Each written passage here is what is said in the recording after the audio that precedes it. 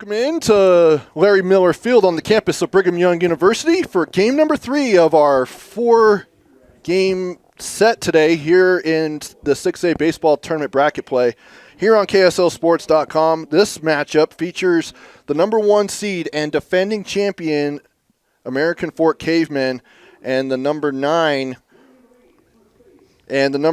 seed, the Jordan Beetdiggers. And Trevor Allen alongside Taylor Morris. And Taylor, 2 games gone by, 2 completely different games. What should we expect here? I don't know. I think that anything can happen in the playoffs, right? When the pressure's on. What did we talk about last game at Corner Canyon and Lone Peak? Is that they knew each other. Lone Peak beat them 3 times, and it wasn't by a little amount. They kind of beat the crap out of them the last 3 times, and Corner Canyon found a way to win. So I think anything can happen. I think American Fork needs to know that, and they know that, and the coach needs to come into this game and say, hey, look, anybody can beat anybody. The 2 top seeds that were favored, they lost. So none of that matters now that you're in the playoffs. You need to attack every game like it's brand new, and you can't look across the field and underestimate your opponent.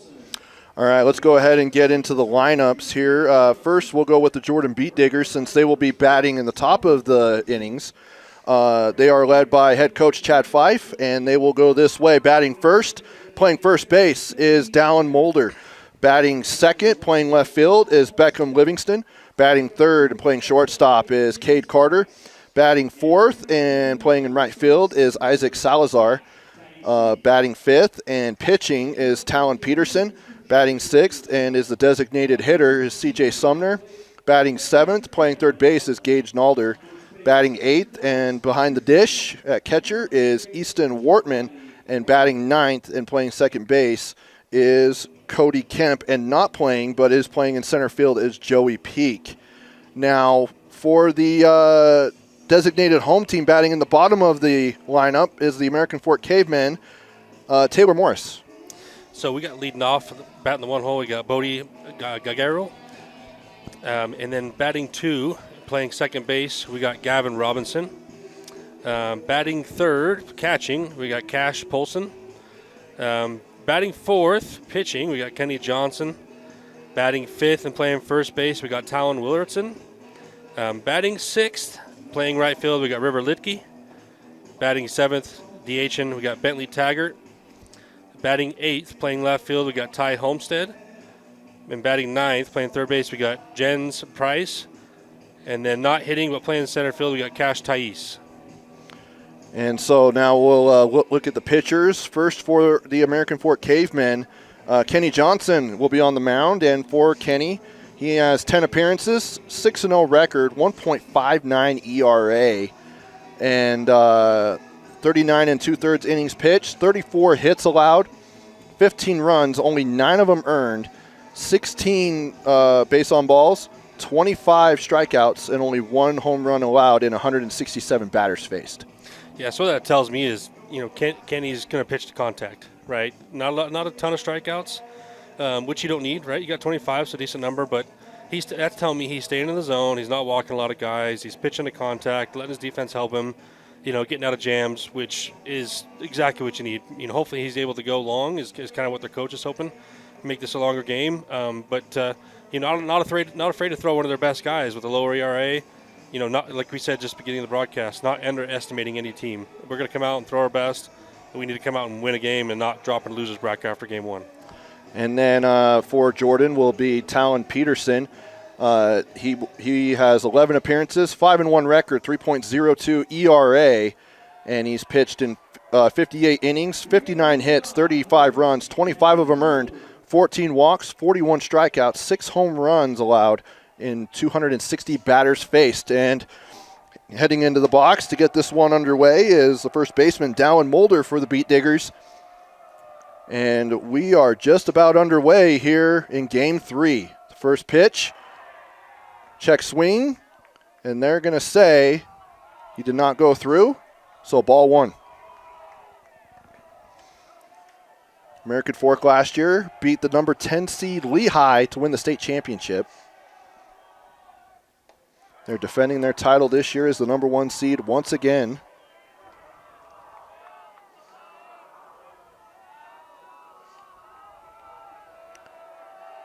and they've won pretty much a state title since the beginning of 2020. They've won on even years, or odd years, 2021, 2023, and 2025. That's impressive. They're kind of like the Giants. That's impressive to win 3 titles in odd years like that. And 12 baseball titles. Now they're trying to go back-to-back. For the first time since 1985. 1984 and 1985 is when they went back-to-back for baseball state titles. It's an impressive feat they can do that. 3-1 the count for Mulder. Jordan, normally a 4A school, playing in 6A for baseball. As the count goes full.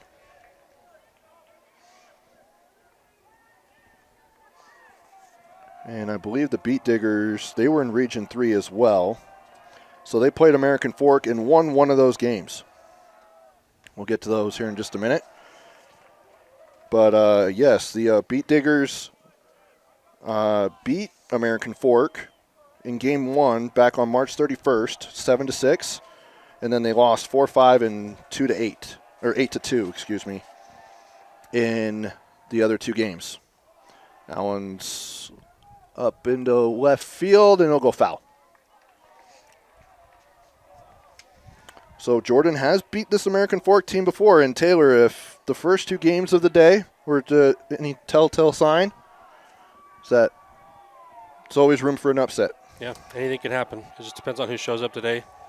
That's the fun part about baseball is you still got to come in and attack and not underestimate teams. So anybody can win this game. The first 2 games just showed us that. Here's the pitch. Fouled off once again. That one's over in the bullpen for American Fork. Yeah, Mulder's driving that pitch count up here. He's continued to fight. He's making Johnson throw a ton of pitches here, which is exactly what they wanted in this first at bat. It's fouled off once again. Stays alive on that one.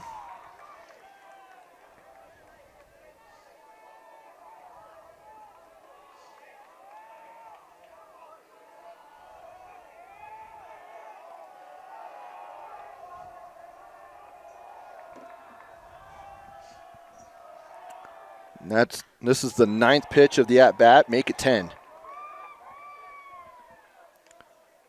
So using pitches early is Kenny Johnson.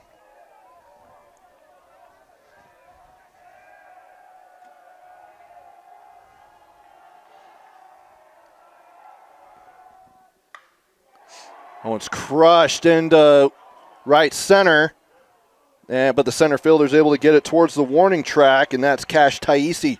Yeah, what a play out there by center. That was a tough play, especially getting back to the wall. What a swing, though, too, by Mulder. But that's a good at-bat. Didn't end the way he wanted it to, but it's kind of how you want to start. And number 27, Beckham Livingston, the left fielder, come to the plate.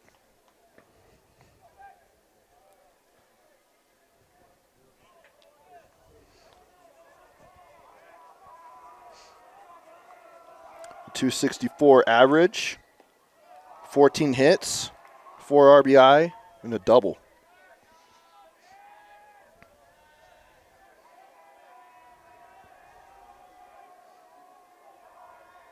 Calls timeout on that. 1-0 the count. 1 out, nobody on. Here in the early going. We're a little bit behind, so we apologize. First 2 games have gone long, and strike 1 right there. So that evens the count. 1-1. Nice pitch to get back in there. A little off speed again. Had him on his front foot. He was expecting fastball there and got some off speed. Fouled off once again. A lot of pitches. Yep. This is kind of the way that Jordan want to start. Obviously with hits would be even better, but they're just trying to get to him, right? Have him throw a lot of pitches, see a lot of pitches. That way when they come up again, they've seen him a ton. They've seen what his stuff does. Can really attack him again. And they're going to see if he went through, and he didn't, so that'll even up the count at 2-2.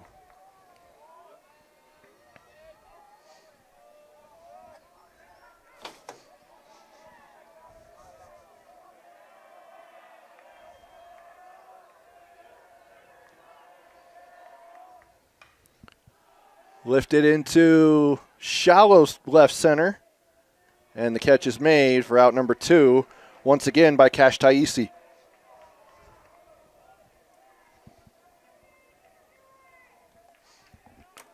And that'll bring up Cade Carter, the shortstop. And for Cade,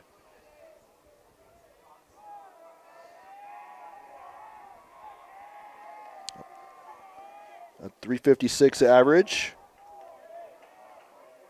31 hits, 17 runs, 23 RBIs, 6 doubles, and 2 triples.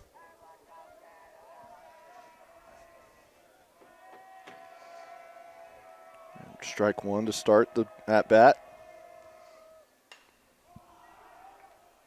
And another one lifted in the similar area, but the second baseman this time will get it, and that'll end the inning. That one collected by Gavin Robinson, and that'll end the inning. So 3 up, 3 down. Exactly how American Fork want to start it. Right and there. we'll see what they do when they come to the plate next here on KSLSports.com.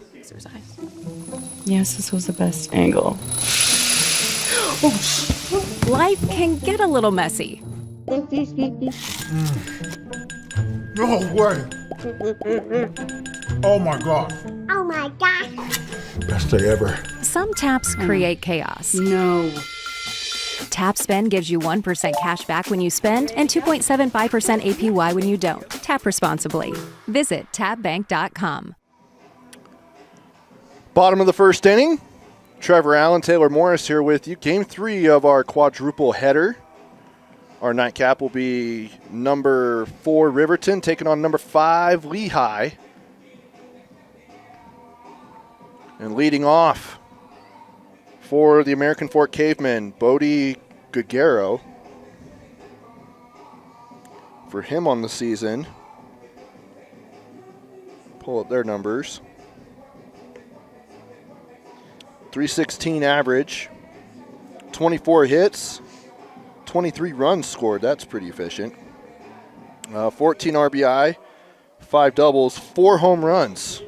Not bad for a leadoff. No, not bad at all. I think they're all pumped up and ready to go now. We got some outcasts that just played, so that's kind of get you juiced up. Yeah, I'd say. A lot of out-of-state games played for these Cavemen. Lost in region play once to Lone Peak, once to Lehigh. They lost to Riverton in a 1-game series, and then they lost to Jordan. Other than that, been piling up W's. I mean, they're the number 1 ranked team for a reason. Yeah, definitely. And in order for them to get here, they beat Farmington 8-4 and 17-3 in the Super Regionals. And for Jordan, they beat Layton 5-3 and 11-3 in the Super Regionals. Shallow left field, out number 1. Left fielder called him off. Did exactly what he was supposed to do. Hey, this is my ball. I can see it better than you. The ball has gone pretty much in the same direction and high. Yep. So far with the first 4 at-bats. Not a lot of solid hit balls, just a lot of high pop-ups. Yeah. Easy catches, basically. Except for the first one. That first one was a good swing. Just, center fielder made a good play. Grounded to third. And out number 2. So our first grounder of the day from Gavin Robinson. Now Cash Polson, catcher, will come to the plate. Cash, .378 average, 31 hits, 20 RBI, 6 doubles, 2 triples, and 3 home runs.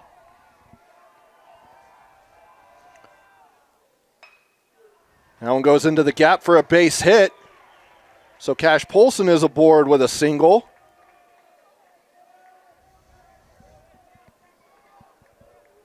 Something simpler there, just right up the middle, Didn't try to do too much. Hit it right up the middle. That's why he's batting 3-hole. Speedrunner coming in since he's a catcher. Number 13, Hanks Jacobson. Doing exactly what I try to teach my 7U team.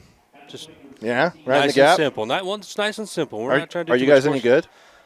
I'd like to think so. we're leading the league, but you never know. You're leading the league? Okay, well. Some games are good, some are bad, but Sent to center field, and that catch is made for out number 3. And when we come back, I'm going to call Taylor out on a lie that he told earlier. we're gonna finally come to the truth of this when we come back here on KSLSports.com. Welcome back, Trevor Allen, Taylor Morris, and Taylor. I'm calling you out because for one, you've called me out multiple times today, and two, you told a story in the first game about your time playing at Cypress High School. And you guys played Bishop Gorman, and we won't talk about the final score. But you were pitching, and you allowed a home run that went really, really far. And it was a college scout or a coach who came up to you and said that it wasn't the farthest that they've seen. It was a scout. It was a professional. It was a pro scout. Said that wasn't the farthest that they've seen, and we have confirmation from your coach, Bob Fratto, who legendary Bob Fratto, by the way. And I'm calling him out because I'm betting he's tuning in right now. He's told us that he's been tuning in. He is. That was the farthest that they've ever seen, and that the scout, I think, was probably just trying to butter you up. Yeah, Frat was he's just trying to tear me down. Had to let me know, he had to humble me a little bit. Even years later, and I'm here for it. Okay. Now, to be fair, it was the college scout coach who said it was the farthest he's seen, or not the farthest he's seen. But he's seen a lot of professional players, so of course it has the farthest he's seen. But to this day, it was the farthest home run that Frat said he's ever seen give up. Yeah. Thank goodness that it sounds like that went to like the football field. I think got crushed. It had to have been 500 feet. Thankfully. Oh my gosh. Thankfully, Gallo went to the pros. That made me feel a little better instead of just some Joe Schmo, But Salazar on the leadoff. That is now retired as Isaac Salazar flies out to left field. Again, another fly out here for the Beetdiggers. Now the pitcher, Talon Peterson, will come to the plate. Yeah, I just wanted to make sure that people knew. It's because I know there's you hold me on the air. People in your circle, and I know Coach Fratto, which, by the way, a great coach and a great person. Yep. I wanted to give him his flowers. Yep. That one's fouled Legendary off. Coach. But I'm glad that he's holding you accountable and saying that was not the farthest he's seen. You know how the old ball coaches are. He's got to come up here and just remind me who I am. Humble me a little bit. Yep. Tell me, what he saw, what type of performances I put up. Yeah, it sounds like you struggled. I gotta give a quick shout out to my two sons, Jeter and Jacoby. I know they're watching right now, listening. So I told them I'd give them a shout out. Yeah, so absolutely. Do it. As you can tell, Taylor's a baseball guy, naming his kids after baseball players. We've seen that plenty today. Yes, rosters. We have something in common with all the other teams. We've seen Boston, Bo, Bronx, Ripken. Yep. I love it. Love those baseball names. Oh, shout out to the boys. I would shout out mine, but he's not tuning in. He's not. He's like, Dad, you do too many games. Yeah, I do a lot of games. I'll give a shout out to Austin Bigelow, who's freezing his rear end off right now. We appreciate you, Austin. Austin's the man. 1 ball, 2 strikes here for Peterson. Swing and a miss, and he's down with the first strikeout of the game here for Kenny Johnson. Kenny's throwing a good game. He had a couple long outs there where, he had the one that was over Cash's head, and he caught it. And then they had another one that was hit towards Ty in left field, and it kind of in the gap as one. He caught it. So, that's just a credit to the outfield for American Fork. When you have a solid outfield like that can cover a lot of ground, a lot of times they're playing other teams. Those are hits, right? Those are in the gap. Those are doubles. Those are triples, and they don't, they get them out. So, 2 outs. C.J. Sumner, the designated hitter, is at the plate, batting in the 6th hole. Outside for ball 2. Now, the winner of this game will play tomorrow night at 7 o'clock against the winner of Lehigh Riverton. The loser of this game will play at 1:30 against the loser of Lehigh and Riverton. This is a College World Series format, and it's double elimination, so today's games, it's all about just seeing where you stand if you go into the consolation bracket or the winner's bracket, and strike 2 right there brings the count full. So no one's eliminated today, but tomorrow we'll have either a number 2 seed or a number 3 seed for sure going home. That's crazy. I mean, to think that either Lone Peak or Mountain Ridge could be done tomorrow after those 2 teams and the seasons they've had just shows you that you can't take any seeding for granted. So you just have to show up and play every game. It doesn't matter what you did in the regular season. Exactly. That one's fouled off. Just barely nicks the bat.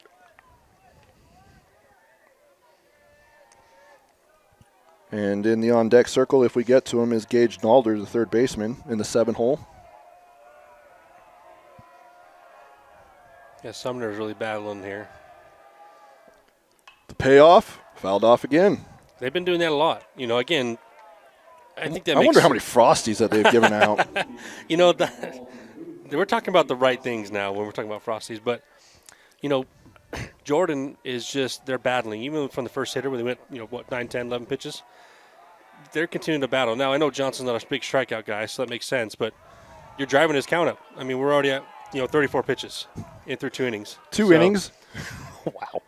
That's where it's like you're continuing to get to this guy, and then the more pitches you see, the more comfortable you get with the guy. You know what his pitches do, right? And then it allows you to become a better hitter as the game goes on.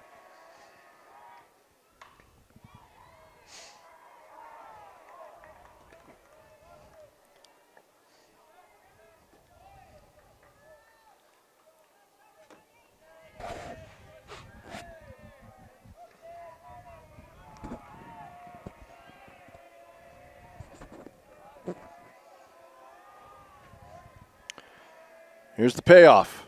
Fouled off again. This has got to be the 8th or 9th pitch of the at-bat. Yep. And about probably 4 or 5 Frosty balls. Yeah. Although the net has probably saved a few of those. Yeah, it's true. Do the players get Frosties if they bring them back? You know what I mean? I don't know. That's something we'd have to bring up with UHSA, but not the right Watson. questions here, Trev. Yeah, I'll have to hit up my guy Brandon with the UHSAA. So base on balls. That's a perfect at bat right there. Being able to go to a full count and then taking the walk, especially after all of those fouls. Yep. Yeah. For those of you tuning in, the reason why we're talking about Frosties is because the UHSAA said if the people in the crowd bring the foul ball back, like that one just went, that one might hit a car. You bring it to the press box and you get a free Frosty. Yep.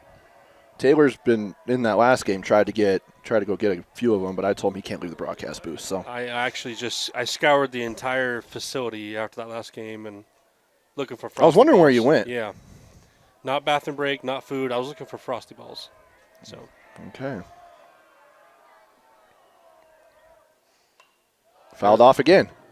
That one, you could hear that roll right above us. That one, it was a gentle roll, though. It wasn't like a big smack and then. Yeah, like it sounded like lightning, Yeah. That was like a gentle foul ball. Don't know if there's such thing, but it was gentle. That one's into the turf for ball 1. So Kenny Johnson trying to get out of this inning. They've only given up 1 run or 1 hit. No runs so far given up.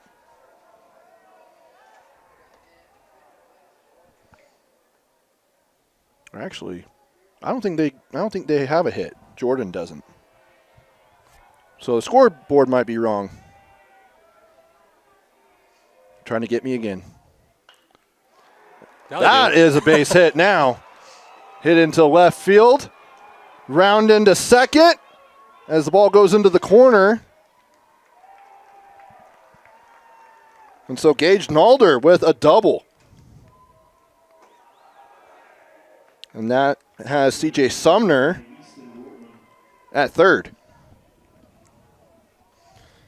What a swing. It looks like they were shifted over or something. The left fielder was playing pretty close to center, unless maybe it just looked like that because it's down the line, but it took him a while to get there.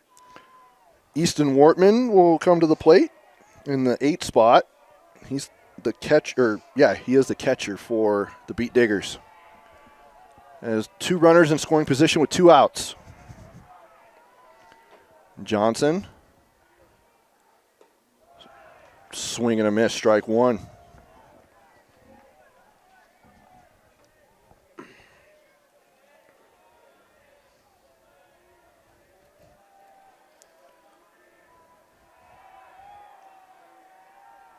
Here's the delivery. Outside for ball 1.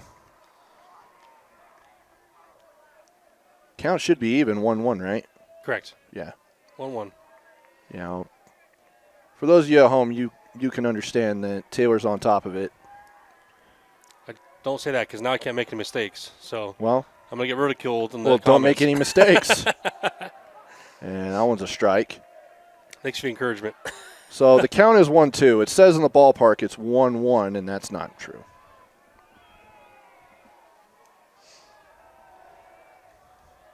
There we go. Now they fixed it.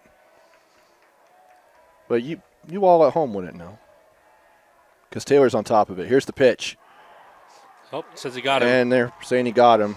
Brushed his shoulder. So he'll head to first base, and the bases are loaded. Ducks on the pond. 2 outs.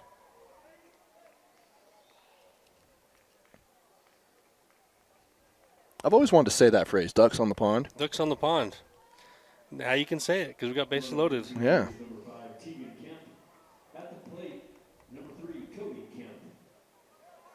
So Cody Kemp.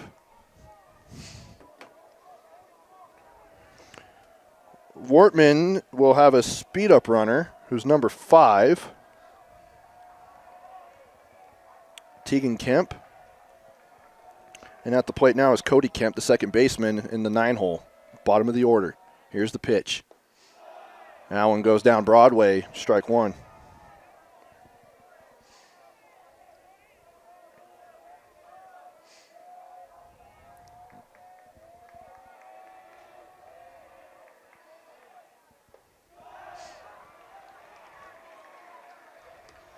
Quick 2 strikes.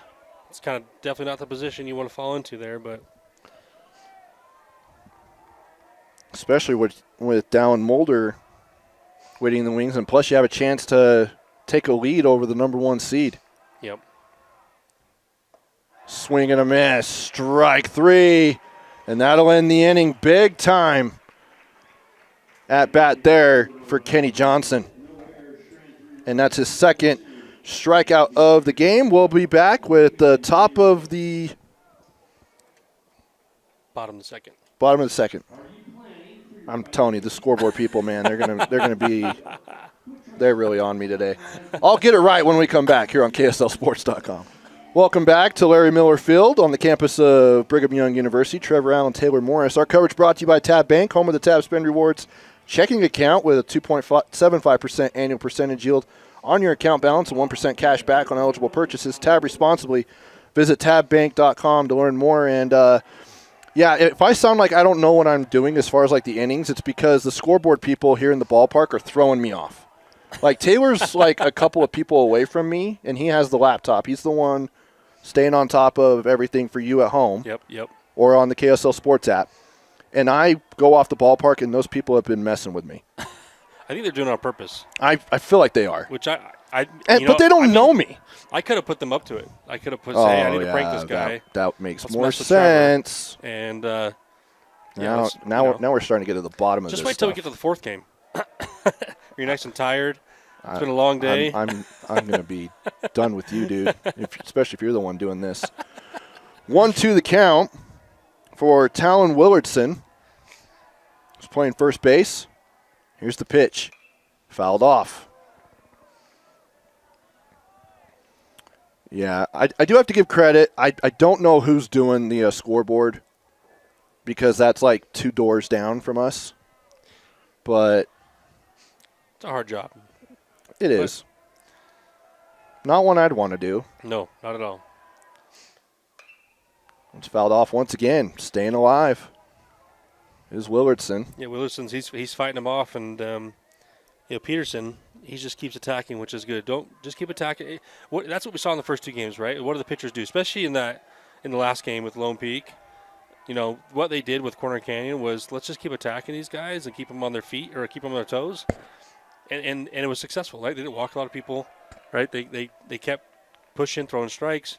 And later, get down to the game. It's the 5th or 6th inning. You're up 1-0. You're just holding them at bay, and so that's what they did. And that's Just kind of what really good defense. Yeah, Jordan needs to do that.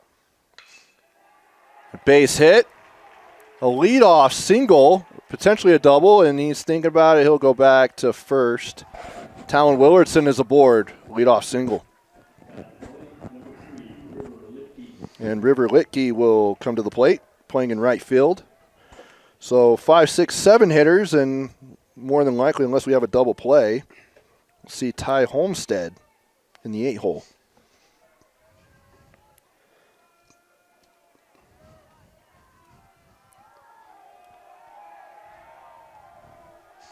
With Talon Peterson pitching for the Beetdiggers.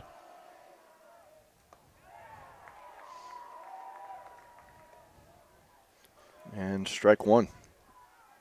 We'll see if they get aggressive over here, with American Fork, or if Coach feels confident in their hitting, or if they're going to try to get a guy on second. I don't know what the speed is of Willardson, but as he picks off. Yeah, the head coach for American Fork, Jared Ingersoll's been the head coach at American Fork for, I think, over 20 years. Done a lot of great things for this Cavemen baseball program. I mean, that shows with the championships that they have, right? Yep.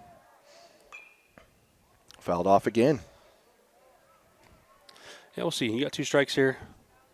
Maybe he starts to look and think about stealing here, but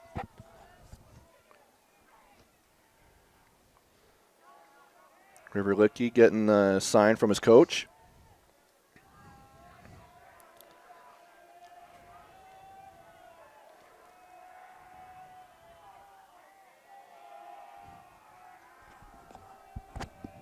They go over to first. Nothing there.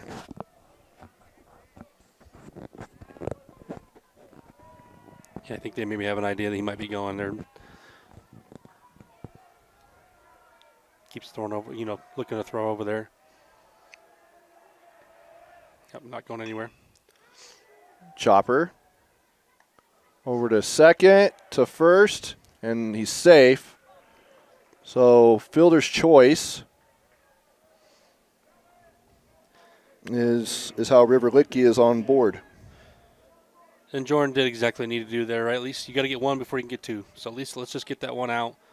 They like to get 2, but last thing you want to do is try to rush that and not get any outs. Let's at least get 1. Taggart Bentley, the designated hitter, is at the plate. That one's high for ball 1, and again, more threat to stealing a base, this time with Willardson, or with River Litke.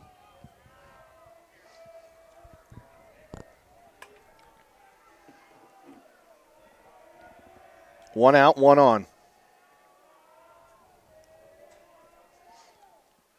And a little bit of a reset here. No MLB rules, where you only get 1 of those in a bat and you got to keep your feet in the box. So no speed up rules, but at least high school game moves pretty fast as it is anyway. It can.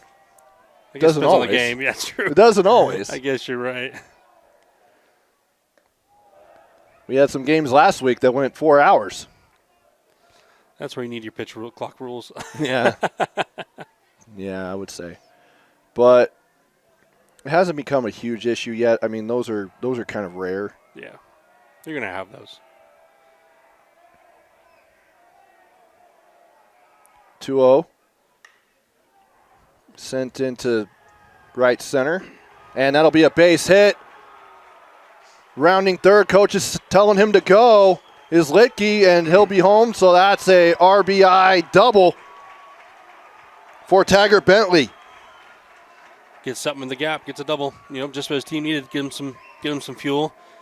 especially as the favorite to win this game, right? You got to get ahead. You can't let them hang around. Although with game. how the other two games have been, that's true. Anything can happen. They're not the favorite; they're the underdog. It's true. If we're going off how the last two games went. Yeah, if you're just tuning in, the bracket 2 is kind of in shambles right now. If you like upsets, bracket 2 is where it's at here in 6A. Yep. You've got number 7 Sky Rage playing number 11 Corner Canyon in the winners bracket game tomorrow at 4:30, which means either number 2 Mountain Ridge or number 3 Lone Peak's going home tomorrow. Which again is crazy, especially got insane. 2 of the top 3 seeds that might be going home tomorrow. One of them that's it's a tough beat. But again, like we talked about, playoffs doesn't matter. Your record doesn't matter anymore. Bring your hot bats. Yeah, it doesn't matter what you did in the regular season anymore. Yeah, bring your hot bats. 2-0 the count as Ty Homestead is at the plate, the left fielder, batting in the 8th spot. And then Jens Price is in the on-deck circle at the bottom of the order. Here's the pitch. Outside, ball 3. So hitter's count. Yeah, Peterson's got to get back in the zone here. Maybe he's just a little flustered after giving up that double, but you got to let go, and you got to get back in the zone. It's only 1 run. That one's a strike. Probably wanted to take that one just to see if Peterson was maybe trying to get him to chase. Well, I think, again, I think most teams are going to take 3-0. They're going to make you come to them. Last thing you want to do is be swinging at a 3-0 ball, and you help the pitcher out, right? You want to make sure they come to you. If they can't throw strikes, let's make them throw strikes first.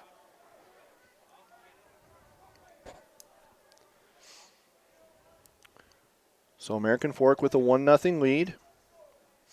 As there's a kid from the American Fork dugout chasing down that foul ball. Great effort there. We got to give him a shout out. What number is he? 33, I think. 33. Great effort. Great effort from McKay Robinson. Look at that hustle. Look at that hustle. Good on him. Yep. Which is why we haven't gone back to play yet. They're waiting for him to get the ball because it was in the field of play. Yeah, there he goes. The team's dapping him up. There you go. They know. Look at him putting that work. Was he the one assigned to have to go fetch that? Probably, Is it like hazing? No, you have all your underclassmen typically who are not playing in the game. They're typically the ones that are, tasked with getting the foul balls. So it's kind of like earn your dues, earn your keep. Yeah, it's kind of like what you do with freshmen, making them carry around pink backpacks. Exactly. Although I don't know if that's really the case anymore.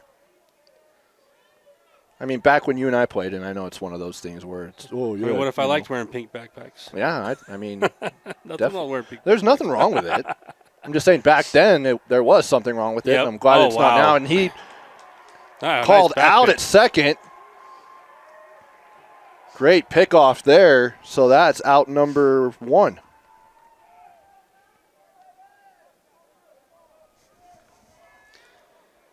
That's tough. I mean, the coaches, Tiger Bentley. To get back picked like that, that's just something it can't afford to happen. That's actually out number 2. But a base hit there for Jens Price. The third baseman is aboard. So that'll advance the runner from first to second, which is Ty Homestead. And then Jens Price with a single. Now we go back to the top of the order. Gajero. Yep. And I apologize for my mistake I made earlier with that last name. I do too. Gajero.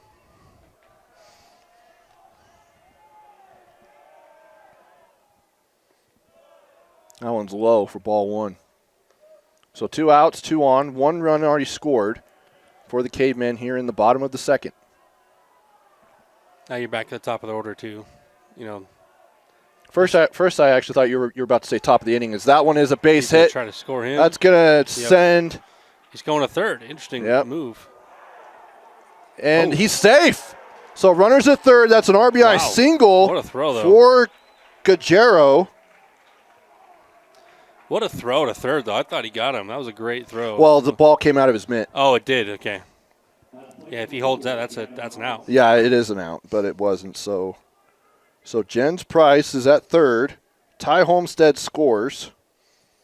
And now they're at their 2-hole. They're right where they want to be, too. So Gonna be tough for 2 Jordan outs. to get out of this. Yeah, Gavin Robinson, he grounded to third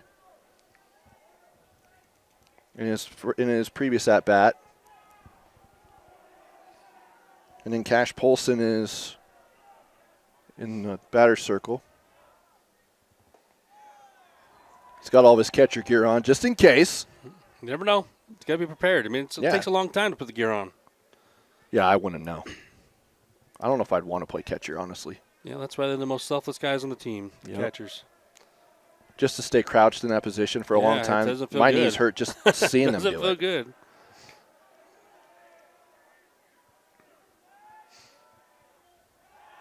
Going over to first.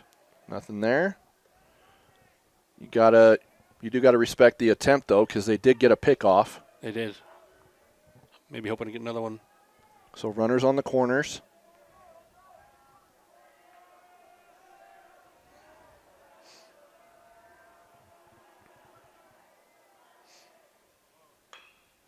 Fouled off.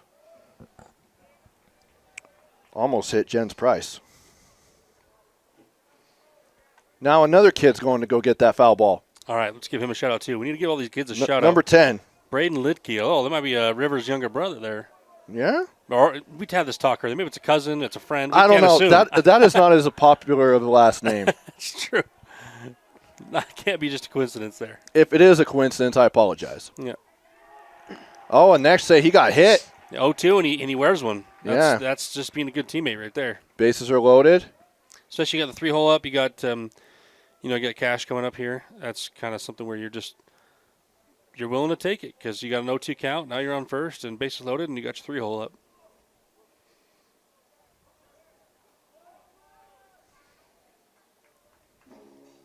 So Bodie Guerrero is at second. Jens Price is at third, and there's a mound meeting. Guessing the pitching coach is out there. Probably Just trying to get him remind out of the them- inning, yeah. Yeah, just remind them, hey, we still got 2 down, so just attack this guy. We can't, again, if it's a different conversation when you're talking to the pitcher about 3-hole coming up versus like the 9-hole, right? The 9-hole is let's not get to the top, attack him. I don't care if you throw things a little more fat, but with the 3-hole, it's you still got to be a little more careful. You can't be throwing anything that's juicy.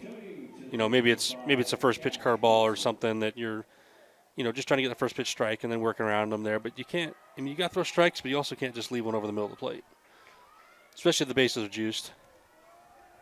Cash Polson singled in his last at bat. And He just gets wore hit, one, and so now that scores another run. So that'll bring Jens Price home.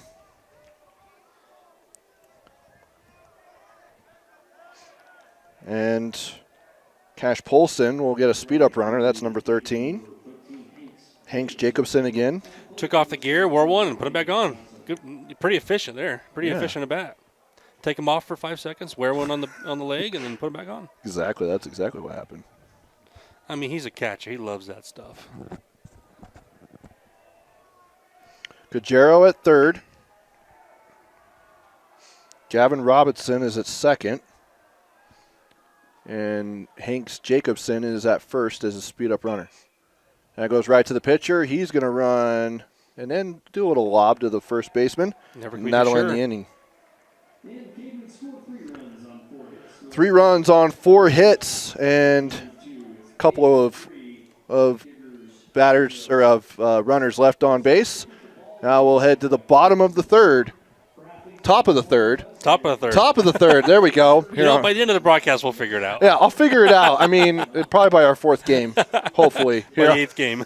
Here on KSLSports.com. Dallin Mulder will lead off for the Beetdiggers. Here in the top of the 3rd inning. Trevor Allen, Taylor Morris.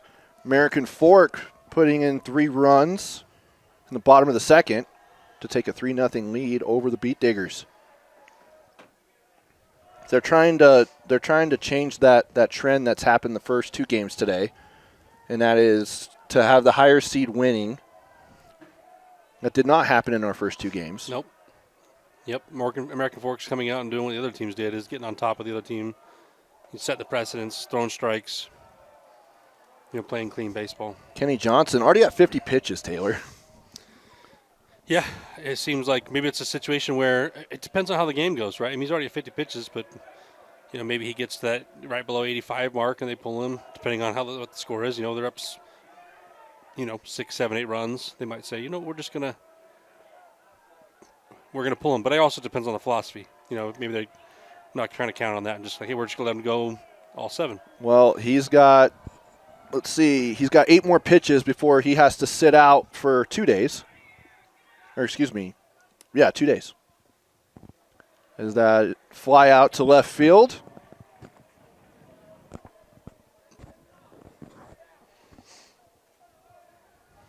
And now Beckham Livingston will come to the plate. 0 for 1.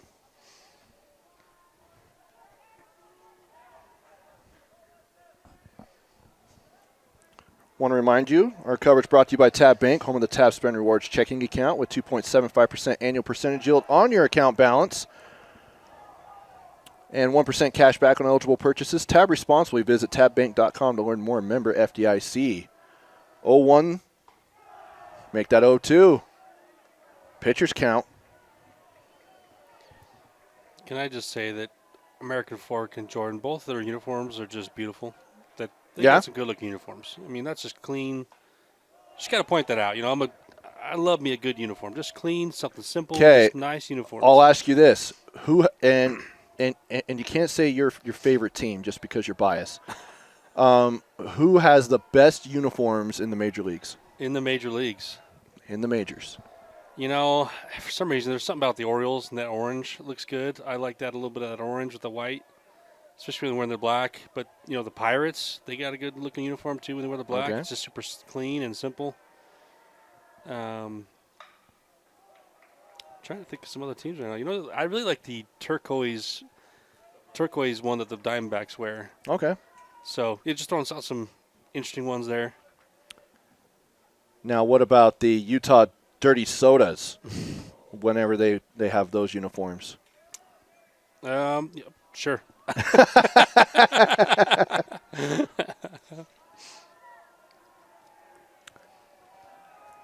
No, the Salt Lake Bees will open up a series tomorrow against Tacoma, I believe.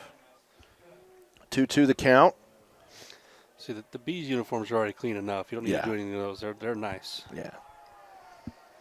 No, it's just funny because obviously they have that partnership with the Dirty Sodas as the count goes full. We're in Utah. And I get the press releases on the nights that they play in those uniforms, and they call them the Dirty Sodas. Then you call them the Bees.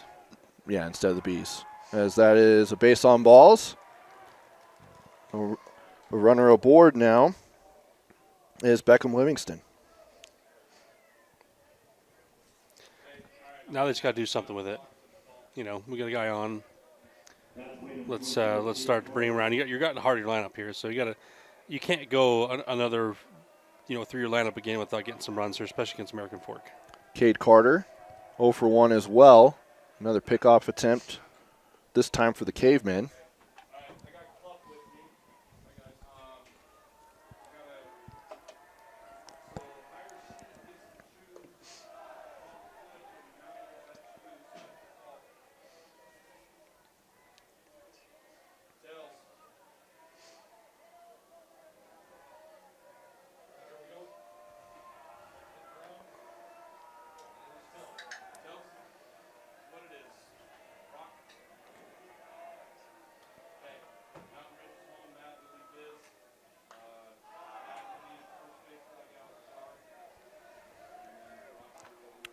Fouled off.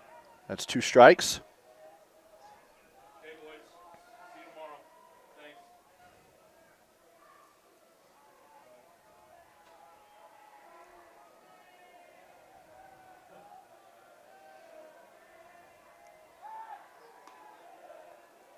You don't know how other guys feel about that box, batter's box. I don't know why I was thinking about this, but I just hate how it's just like a separate mat. You know what I mean? Yeah. Here's another episode of, as that's grounded to third. Over to second. And fielder's choice is how he'll be aboard. Another episode of What's in Taylor's Head. Yeah, you never know what's in there. I'm just going to say it out loud. So, when we called the game of the Bees, it was talking about hot dogs and chocolate milk. Tonight it's Frosties. It's usually around food. But then, the ADHD brain says, I don't like the way the batter's box, gets discolored a little bit. That's just me. I get it. It gets worn up. It gets torn up so bad. So I'm just nitpicking. Strike one. So 2 outs.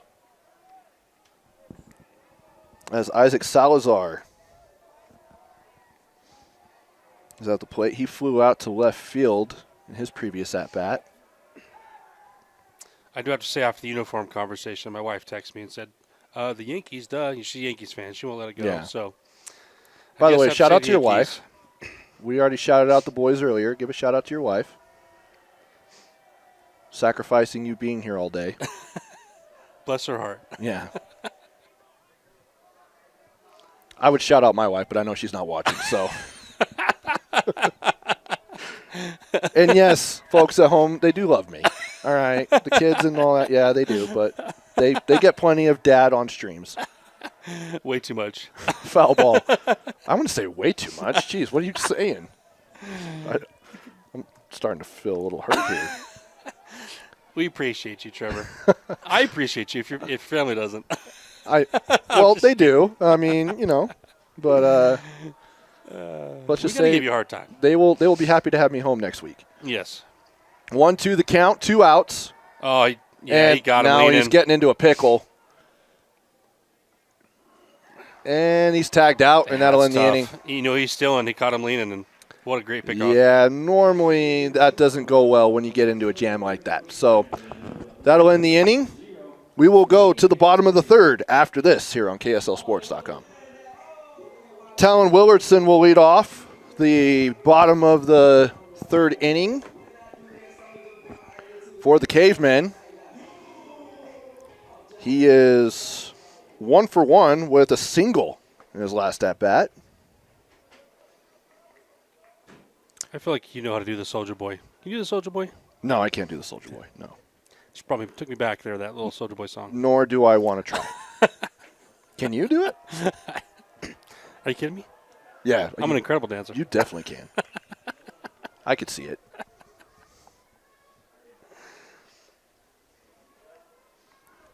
I would say, can you teach me how to Dougie, but we're in BYU country, so it's teach me how to Jimmer. That's right. Don't forget Jimmer. Yeah. I know. Oh, my. That one is absolutely That's crushed, a no-doubter. And it is gone. Holy cow. And then some.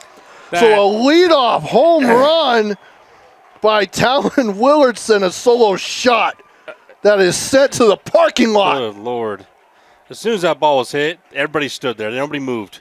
The right fielder took a few steps. They knew that ball was gone. Yeah, it's pretty much not going to happen. Yeah, that ball was hammered. Absolutely. Holy cow. A no-doubter, going yard. Only the second home run today. The first one came in our first game between Mountain Ridge and Sky Ridge. But it's a 4-0 lead for American Fork. And River Lickey, you've got to follow that up, huh? Yeah, what a hammer. He smacked that ball. That was absolutely I mean, nobody crushed. moved. Nobody in the field moved. They knew that ball was gone. He got a hold of that thing. He's probably like, I wish there was more guys on base. Here's the pitch. That's the only thing bad about solo home runs, right? There's nobody on, but Shallow left field, caught for out number 1.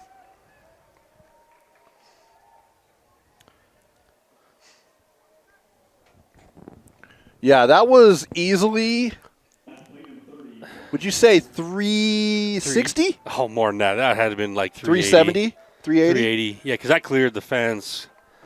It kind of almost. Well, right over there, it's about trees. 343 at that foul pole down the first base line. Yeah, but it cleared the by. I mean, it had like a 20 foot, like 20 feet above the fence.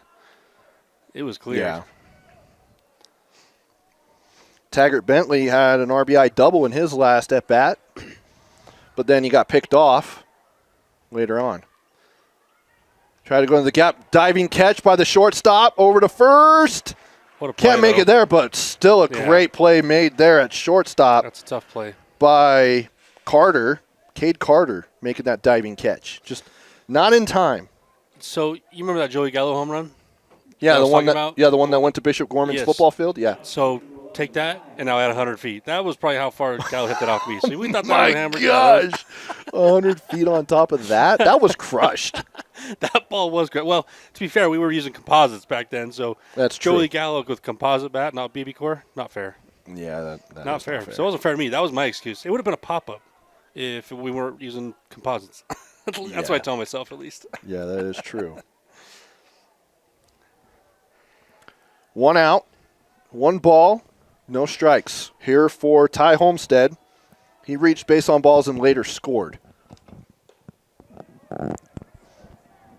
He scored on that, I think it was an RBI by Taggart Bentley.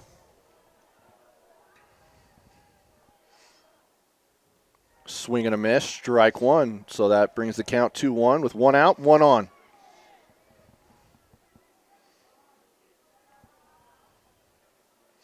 Ty Homestead gets the call from his coach, Coach Ingersoll, on the third base line.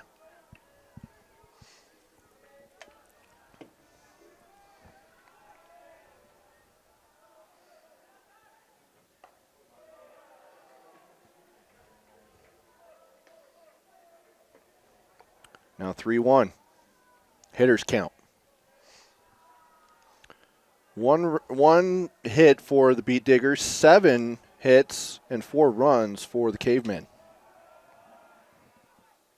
Here in the bottom of the third and a walk. So reaching base on balls for the second straight time is Ty Homestead. Exactly where American Fork wants to be. They're trying to put on some more here. So first and second, already have the big home run. Maybe Willitson. You got, Litke and Taggart on. Now Homestead's looking to still stay patient and hopefully drive another run here. Now we go to the bottom of the order with Jens Price. Had a single and later scored. Running for the Caveman, number 10, Braden Lipke. At the plate, number 2, James Rice. Yeah, Price scored, I believe it was when the bases were loaded and there was a walk. Yep.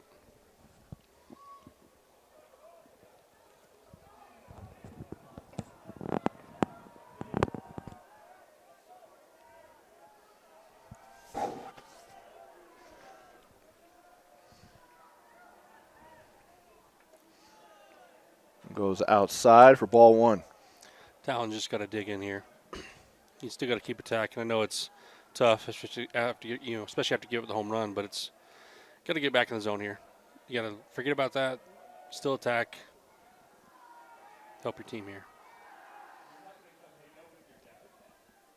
Try to go to second, but second baseman didn't go.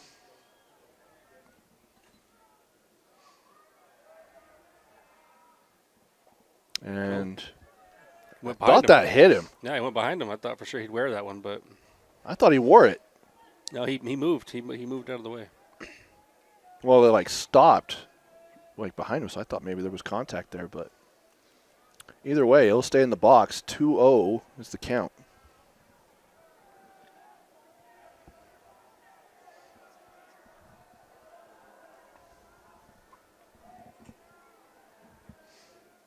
Here's the pitch, fouled off. That one goes to another parking lot that is just to the south of us. Oh, there's a couple. There's a kid with 2 foul balls right there, Didn't Taylor. give me one. help a guy out. I'm surprised you didn't yell at him out the window. I should have. He was just coming across where we're at. Yeah. I'll just have him get on the mic while I go get my own. Oh, hey, no. I'm not paying him to broadcast. I'll cut him a piece. He's getting you a Frosty. What are you talking about? 2-2 the count. This broadcast has gone off the rails. I just want to apologize.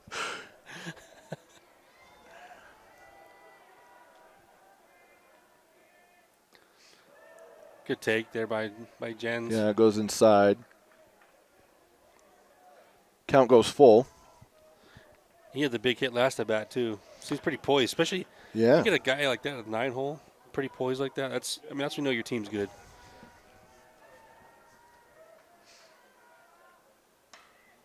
And another big hit there. We'll see if it can be tracked down, and it is in right field for the Beetdiggers. That's Isaac Salazar, but the runner will go to third. 2 outs with runners on the corners. Good swing by Jens, but it's just didn't get enough of it. Left a little too much air on it.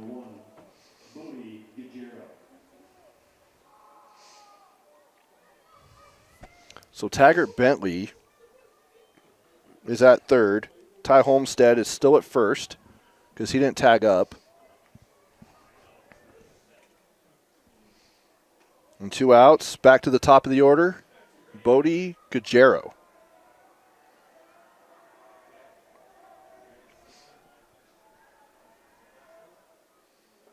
Outside. There is some activity in the Jordan bullpen.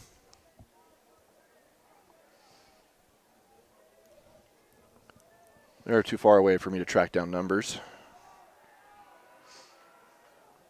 Here's the pitch. Upstairs and outside, trying to paint that corner. Ball 2.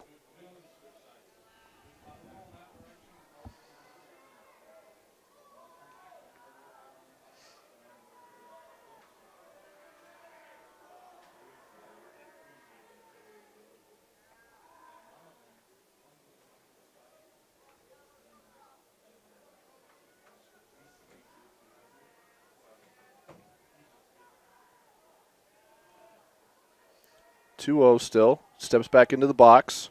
Guerrero. He's 1 for 2.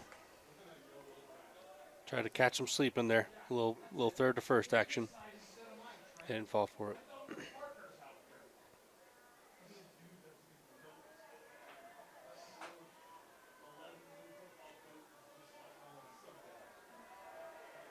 Here's the pitch. Lifted into center field. That's going near the warning track. It's hauled in for the out, and that'll end the inning. So good job there by Joey Peak, who's not in the batting lineup but is out in center field to collect that third out to end the inning. Good way to track down the ball there. That's what he did. I thought for sure that, Bodie would get around on that. It looks like he was looking at that pitch 2-1 and just missed it there. Now we will head to the top of the fourth with American Fork with a 4-0 lead here on KSLSports.com.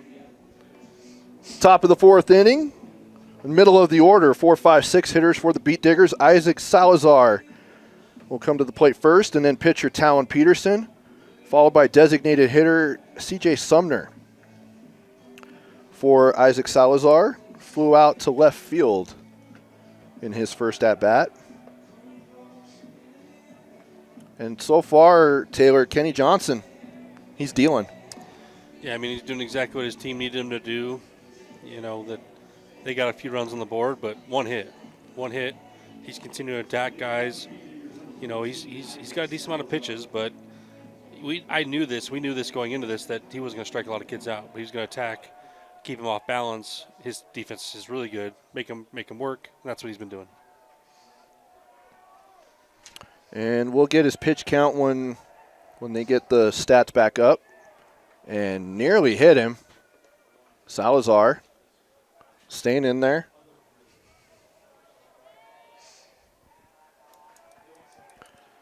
Yeah, he was up there in the pitch count. 67 pitches before that, so 68. Yep, he's getting up there. That's quite a bit of pitching. And for sure, he will have to have 2 days rest. So you might as well at least go to 85. Yeah, that's what I'm thinking here is he'll probably go up to 85. Who knows what they'll do at that point. Yeah. Because then that would actually make him available. I believe that would make him available Wednesday. No, it'd be 2 days rest. So it would make him available Thursday for the if games. If there's an if game. Yep. Now tomorrow, I think coaches are going to be willing to run their aces more, because then they they would not be available until the championship series. Yep. Friday over at UVU. 3-1 the count. Salazar is able to get a base hit, lead off double as he's going over to second. He'll slide in for the double. So a good lead off there, the second hit of the game for the Beetdiggers.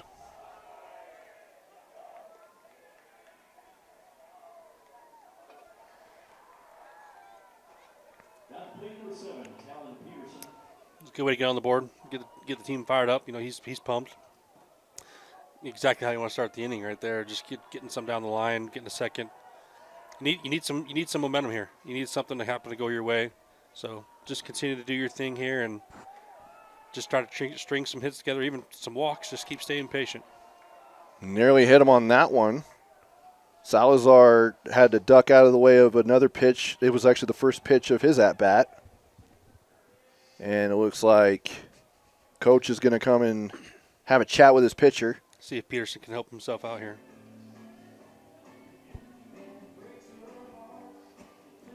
It's funny that the sun is out now, and it's to our backs. So poor Austin doesn't get any kind of warmth from that sunshine when he could have had that at any point during the day, our first two games, but it was all clouds. I feel like the sun's not doing anything. It's still really cold. Maybe it feels good for the players out there, but here in the shade, I'm pretty sure all these fans, they look pretty cold. Well, they don't have heaters like we do. Yeah, it's true. Or Austin. Poor Austin. Yeah, poor Austin. Although Austin kind of did it to himself when, in the middle of our second in this game, he laid down by the heater. Yeah, you're and then went out into the cold. Like, he kind of did that to himself. Yeah, you're getting your body used to the warmth. It's not good. Yeah. Anyway, shout out to our guy, Austin Bigelow, as the meeting on the mound ends. 1-0 the count to Peterson. Ball 2.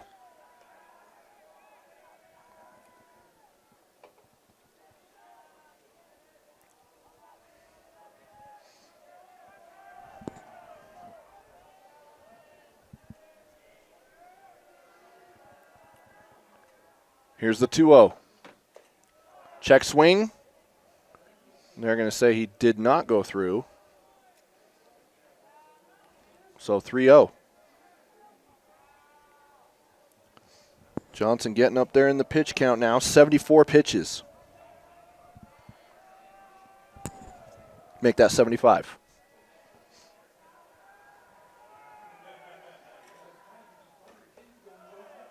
And strike one. Right down Broadway for strike one. American Fork is, as the pitcher here, I mean, the biggest thing he's got to focus on is I got a 4-0 lead, so I can't be walking guys. Even though I gave a lead up double, just keep attacking these kids. That one's fouled. So now the count goes full. Runner on second in scoring position. Jordan, a big opportunity here with no outs to try and get a run on board. Potentially 2. Swing and a miss. And Peterson goes down swinging.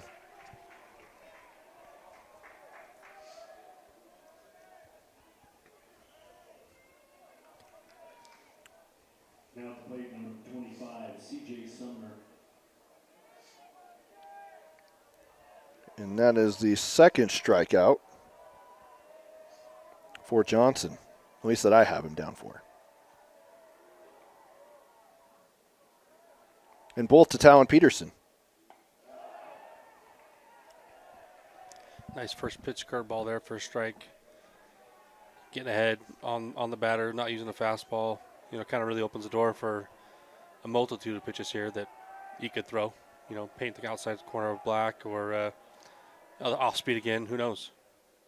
So he tried to throw off speed again, but didn't get there. Yeah, that one went into the turf. Onto that mat that Taylor was alluding to earlier on the broadcast. That I love. Yeah. I mean, feels like you're on like a platform maybe. You'll have to go down there and check it out. Yeah, I'd love that. They might kick me out of the stadium if I try to get on the field, though. Nah. They won't. Wild pitch. Now over to third is Salazar. Feels like he's been on second for a long time, and now he finally gets over to the third base bag. Chance for Sumner here to just put something on the ground, get a run, something here, you know. Sumner reached base on balls his last at bat. That one's fouled off. Man, a lot of these have been going like over the top of the ballpark. Yeah. Those kids are going to be working extra hard for those Frosties. Those are going to be a little bit of a walk. You got to track those down. Yeah. Some of those have limited access areas, though. So, you got to have one of these credentials to get around. Making it hard to do that. And that one is into foul territory, but the catch is made for out number 2. And the sacrifice fly is in, and Jordan's on the board. Oh, would you look at that, Taylor? Oh, my day has been made. I appreciate you. Thank you. As promised, I told you my guy would come in. Look at that. Brandon Riley of the UHSAA hooking us up. Well, hey, Austin, I'll give you 2. I need someone to get on the broadcast. I need to go get a Frosty, so I'll be back. So UHSAA hooking us up with some free Frosty coupons. Look at that. Taylor, you didn't even have to go fetch foul balls. Yeah, look at that. I told you, I got guess connections. You're enough complaining. Well, I've also you've threatened to go get foul balls, and you don't need to. I told you, I have connections. Sweet. So shout out to Brandon Riley with the UHSAA. Great partners with KSL Sports. Whoever wants a free Frosty and wants to come to the booth, I'll give them a card. Any fans that listen and they want to come to the booth. And come get a look Frosty at that. card, We're doing giveaways now on this broadcast. Yep, I'll give you one. Jeez. Taylor's a man of the people. Yep. Oh, yeah, there's a whole stream of people coming up now. Yeah. I think the whole stadium's up here now. You wish. 2 outs, 2-1 the count. So Sumner with the sacrifice fly.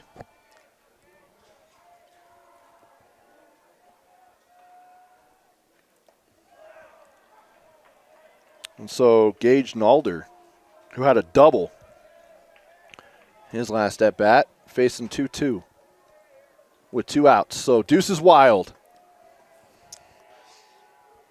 It's where you turn your hat upside down and you see it down in the Jordan bench right now. They were doing it. There you go. Got to do your little good luck, you know. Full count now.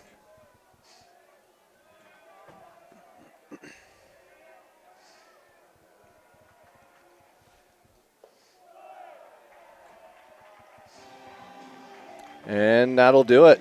Strikeout. So Johnson able to get out of the inning with just 1 run given up. And it is 4-1 in favor of American Fork. We'll go to the bottom of the 4th after this here on KSLSports.com. So now he decides to exercise. Yes, this was the best angle.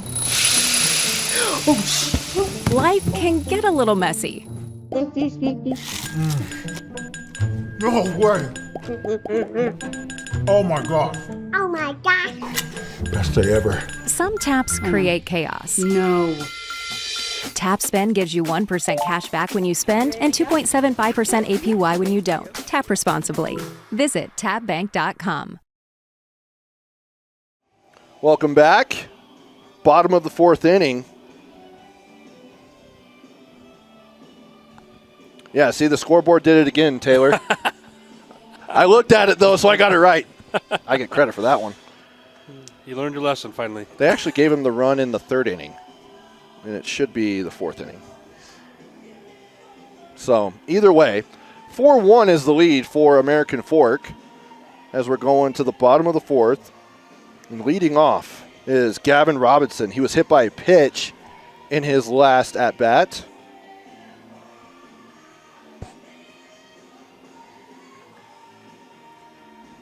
And then we'll see Cash Polson and Kenny Johnson.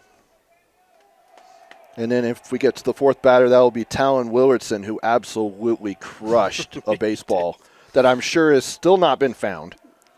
He can't wait to get up and hit again. Over that right field fence. When you smack a ball like that, you just can't wait to hit again. Like, man, I'm ready to hit again. He's like, can I just skip the line and go ahead again? Yep. That one sky high. Yeah, that's way up there. Into left field, into the sun, by the way. But still, the catch is made by Beckham Livingston for out number 1.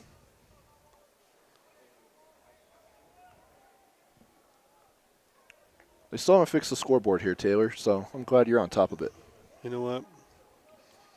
You just look over here. Don't worry, I got you. I appreciate that. I appreciate that. No more looking at the scoreboard for me, except for the pitch count.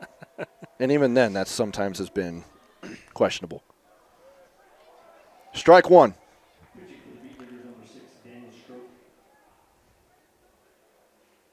There was a guy running up the stairs. I thought he was coming to take you up on your. Yeah, he would have been. Taylor wants to go take those coupons home to his family. Hey, you know what? I don't know why you were willing to give them up. I want to give it to one lucky fan, one of our just good listeners that just been supporting us tonight. They deserve it. The people deserve it. We do appreciate you putting up with us. That's wherever the best you may way to put be. it. Yeah, I'm definitely putting it that way. 1-2 the count. At times I feel like I'm doing a podcast. Cash Polson. That one goes down into the turf for ball 2, so that evens the count at 2-2 with 1 out. Polson was hit by a pitch, and he also reached first base on a single. And that one is sent into deep right field. Not quite to the warning track, but that'll be out number 2. So 2 down.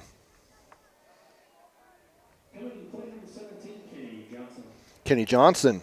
And looks like you got Daniel Strope, who's in pitching. He's done a good job the first 2 outs here. Getting a couple fly balls. Oh, there was a pitching change. New pitcher. Shout out to you, Taylor, for pointing that out. I don't even think I heard the PA guy say it. And they ended up doing that in between innings. Way to come in and get 2 outs, though. Yeah. That's the way you come in and hold, because look, it's still a close ball game. So he comes in there and just attacks and gets 2 outs.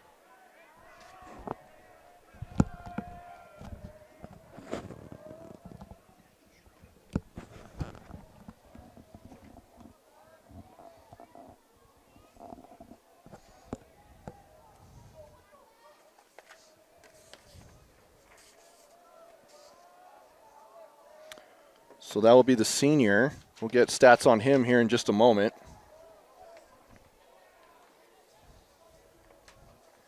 So Talon Peterson is done.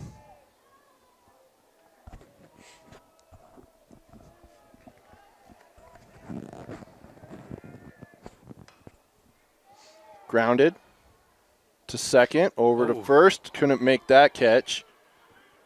He overthrew it, and so he'll go to second. So I think they will score that as a single with advancing on a wild pitch. That might be an error. Or a wild throw. They score that, but that's probably a bad throw. I'd say that's probably an error, is my guess. But we'll see what they score right here. Was he out? No, he was safe. They're just being a runner. Okay. Yeah, those are hard, because the first baseman and the second baseman are both going towards it. You have to make a decision as first baseman to get out of the way, and second baseman was there, but it's too late for the first baseman to get back to first to actually cover the bag. So the pitcher's got to get over there, but as you see, throwing it on the run to the pitchers can be difficult. So I think they'll still score it as a hit, though, at least a first, right? They did score it in there. Okay. So to Jordan, which I figured they would.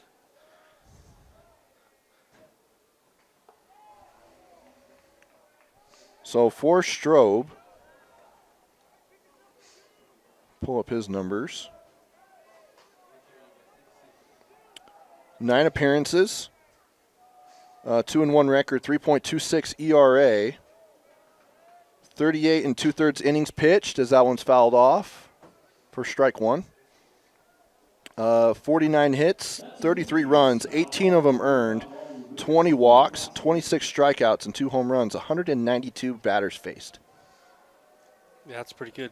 He's thrown a lot of strikes. You'd like to bring those walks down a little bit, but just means he's attacking guys. He's got a lot of innings, too. He's got a lot of experience this year. Yes. Probably a guy they like to go to. Maybe probably a little bit sooner than they probably was hoping. Yeah, for sure. And, what can be deceiving with stats is that, they could have guys like Strope that they're pitching against all the better teams, right? You might have other guys you're throwing against when you're up, winning 10-0 or you're getting blown out, right? So those are hard to see. I bet, with Strope, this kind of guy, he's probably coming into these situations a lot where he's facing tough competition, you know what I mean, and in a competitive game. Willardson, swing and a miss there, 2-2 the count. You could tell he really wanted to send another ball over the wall.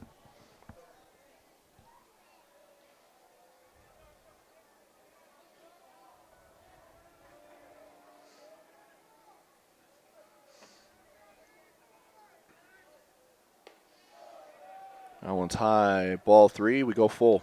Yeah, Willardson wanted another one. He's like, I want another one of those long home runs. Not as long as the one you saw in Nevada. Shout out, Coach Fratto. Never forget. Nope. You shouldn't have told me that story. And strike 3. Strikes him out. So right after he hits a home run, his last at bat, he goes down looking. So backwards K for Strope. And that'll end the inning. We'll now go to the top of the 5th with American Fork holding a 4-1 lead here on KSLSports.com. Welcome back. We go to the top of the 5th inning. Jordan will come to the plate with Easton Wortman, I believe. Yes, it is. And he tries to take the bunt. Wortman was hit by a pitch in his last at bat.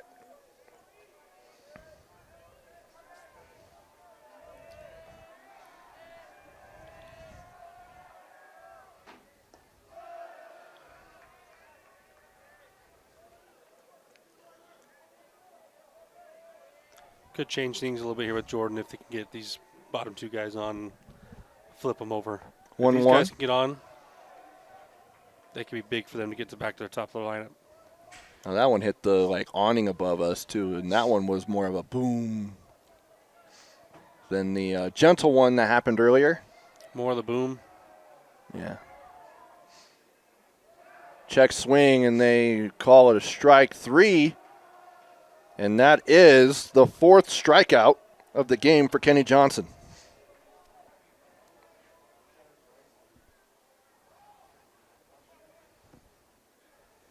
Now Cody Kemp will round out the bottom of the order before going to Dallin Mulder, who's in the batter circle, the on-deck circle.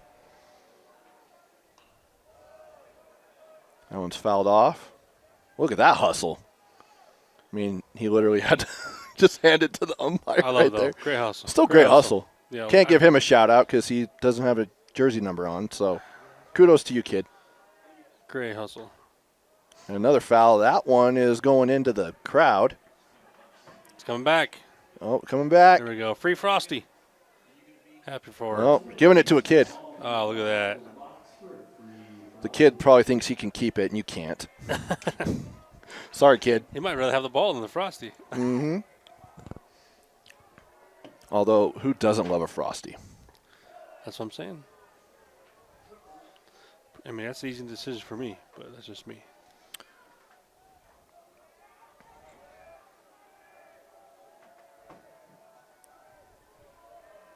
Kemp will pass the pitcher, but over to second. Plays made it first for out number 2. Now, I will say that Kemp is fast. Yeah, he's got some wheels. He made that a little more difficult on second base than I think they anticipated when he hit that ball. That's just also hustle. Just got down the line quickly. And we go to the top of the order with Dallin Mulder. Dallins had two good swings. He got one under the last one, but the one he hit in the gap that Cash chased down. But he's a good swing. You can tell he's swinging the bat well. He's had 2 flyouts, but he's been making good contact. Yep. Just can't get it down. Yeah, you got to flatten it out now. And the pitch count, 96 pitches for Johnson. Now 97, and that's a strike 2. Excuse me, that's 98 now. Yeah, they probably try to see if they can go into the 6th with him. Yeah, no matter what, he's going to have to sit out, or he's going to have 3 days rest.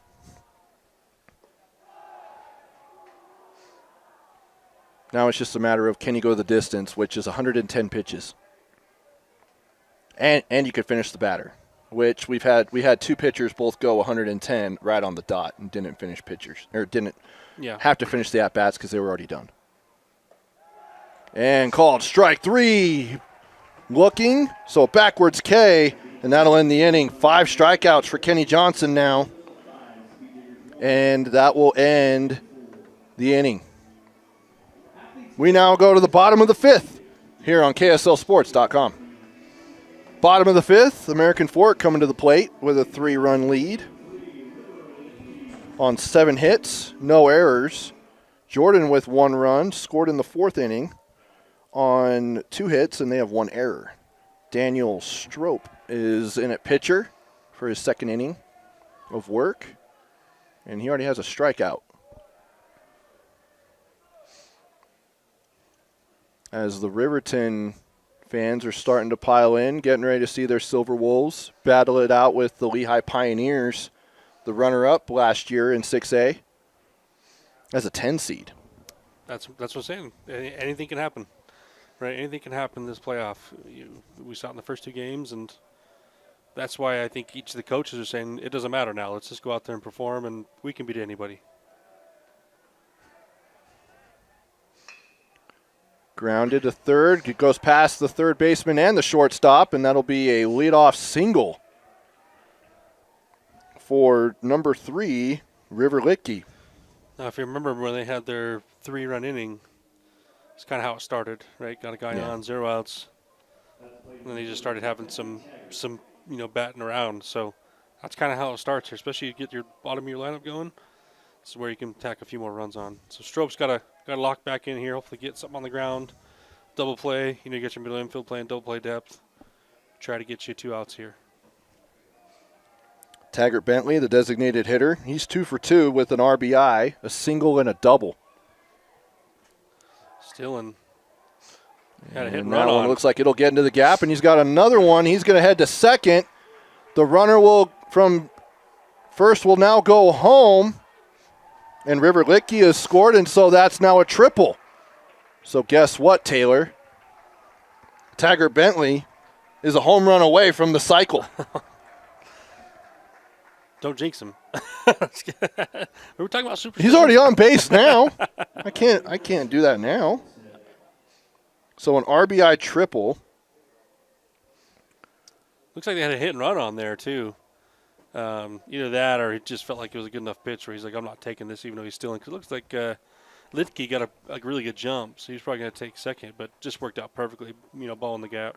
5-1 lead now for the Cavemen. Strike 1 as Ty Homestead is at the plate. Back-to-back base on balls. He scored a run on one of those. It's just being patient. Yeah, so he's 0 for 0 technically in this one. As now he's got a base hit. That one is sent to right center, excuse me. And so that'll be a double, an RBI double, as Taggart Bentley scores a run. This is where American Fork is starting to run away, right? And that's kind of where you don't want to be as Jordan, because when you have a team that's probably a little bit of a better team than you are, you got to try to stay ahead of them, and unfortunately that's not happening right now. I'm not saying they're out of the game, but it's got some climbing up to do to try to catch back up.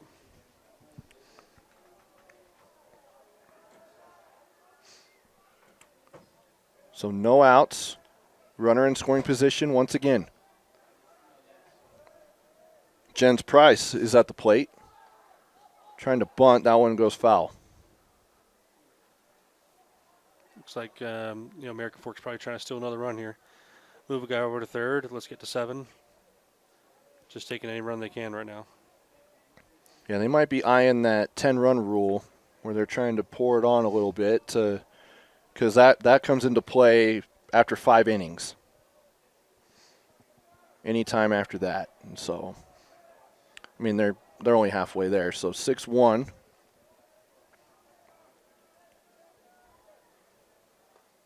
Now one called strike.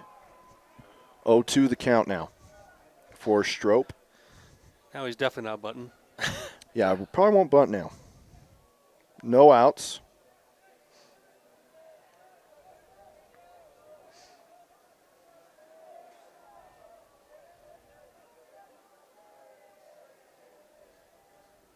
Here's the 0-2. Swing and a miss, strike 3, and he's going to head for first. And he gets there. Yeah, looks like so. That's hard. Catcher kind of came inside to throw, and he looks like he threw it off. First baseman's got to give him a big target, but just looks like he threw him off the bag, unfortunately. Those are the mistakes you can't have when you're playing a team like American Fork. I mean, you got to have those outs. With each mistake you make, it just gets harder and harder to come back. And then you got top of the order coming back.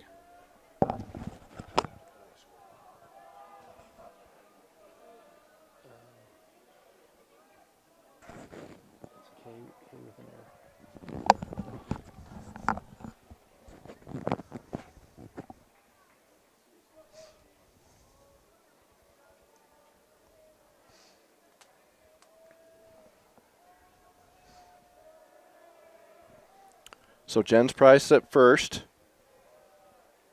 2 runners on. And now we're back to the top of the order with Bodie Guerrero. He's 1 for 3. Yeah, tough position for Jordan to be in now, right? 6-1, guys on first and second, no outs. You got top lineup coming up for American Fork.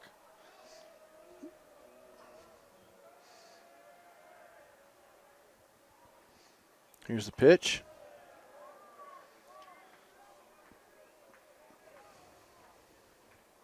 Now 3-0.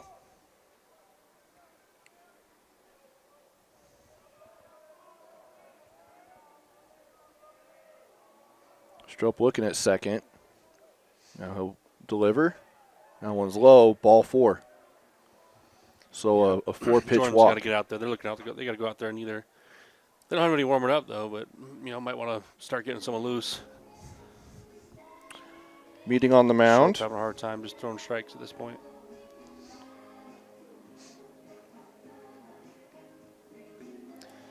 You got to make some adjustments coming up with the 2, 3, 4 hitters up, especially bases loaded. Tough position to be in here. And we got the bases loaded with no outs. Just try to bear down here. I mean, it's 6-1, but look, you're in the playoff game.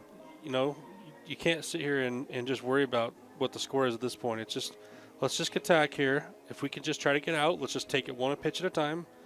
It depends on how the coach is going to play it. If you're going to bring your corners in and try to cut off the run at home, if you're going to play the double play and try to just give up a run but take 2 outs, whatever way you got to do, just at least try to get out of this with giving up one run or less, out of these bases loaded. And I think you can call that a win. And then it's just like, hey, we just got to get our bats going.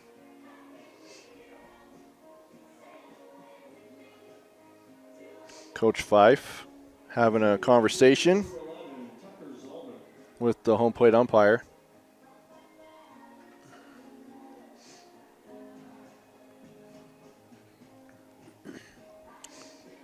Do we have a pitching change? Yep, looks like we do. I didn't know we had to be warming up, but I guess he was already loose. I think it's just one of the outfield player or one of the players out in the field. All right. So didn't have to warm up in the pen. Figure out who that is. Again, when they warm up, it's hard to see their jersey numbers. So this new pitcher's got to get out of a jam, excuse me. with bases loaded and no outs. Looks like this is Tucker Zalman, number 11. So Tucker Zolman. Yep. I think he must have gotten loose. Yeah, he We must have didn't see gotten loose earlier. We didn't even see him come out with Coach. So we'll get numbers on Tucker.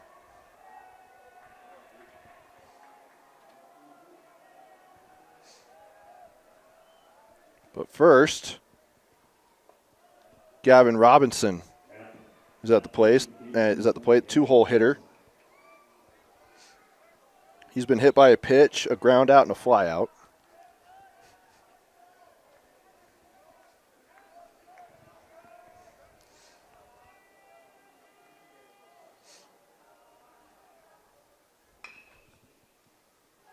And that will be fair. And so that'll send in 1 run, 2 runs, and a runner at third.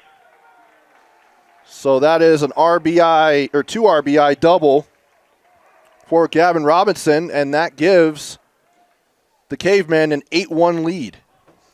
Yeah, 3 more and this game's over. So Jordan's got to lock back in here. You know, again, can't just roll over here and lay down. So let's just get back in here, try to get out here so we can get some bats. We don't want to just roll over and let this game end. They're bringing the infield in, trying to cut runners off, which makes sense. Guerrero is at third.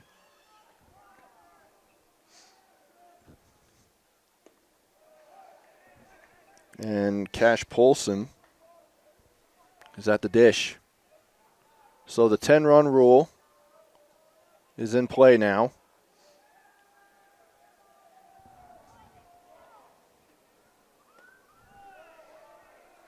So you need 3 more runs if you're American Fork. Jordan, you don't want any more runs, and you need to start putting some on the board.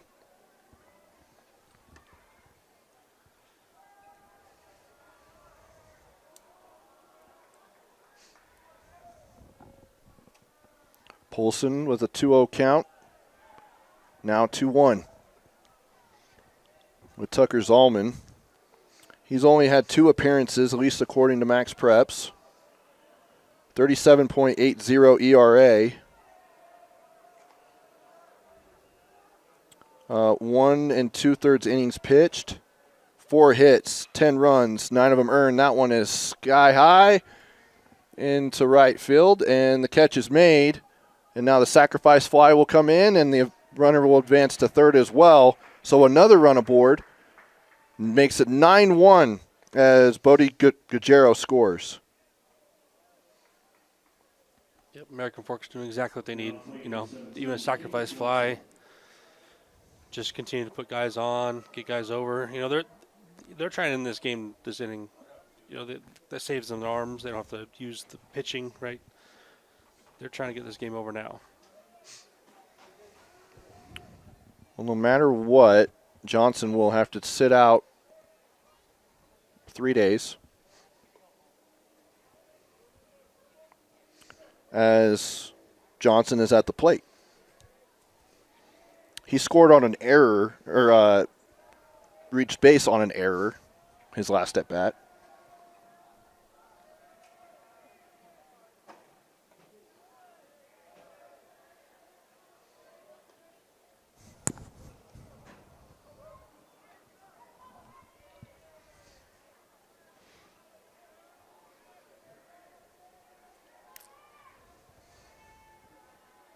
Here's the 1-1. Swing and a miss, strike 2.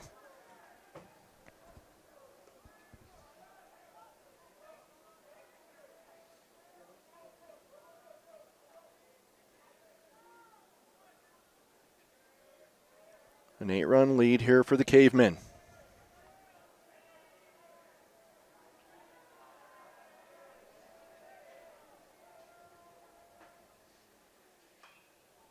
Fouled off. Stay alive.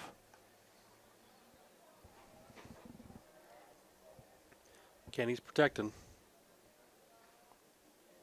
And Tucker's just got to keep attacking.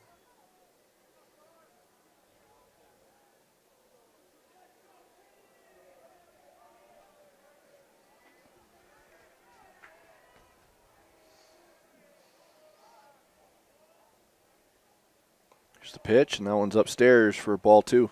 Evens the count at 2-2. 1 out, 1 on third, and that is Gavin Robinson.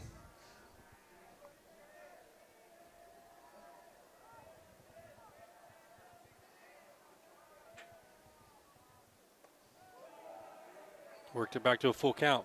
He's staying within himself. He's battling and, fouling all stuff off and making him come to him.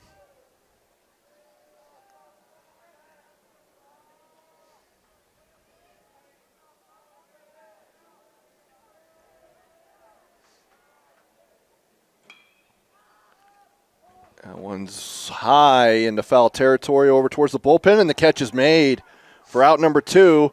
And runner is safe on the sacrifice fly. Oh, what a play. What is some speed. Speed by Robinson. And so Robinson will score, and now it's 10-1 American Fork.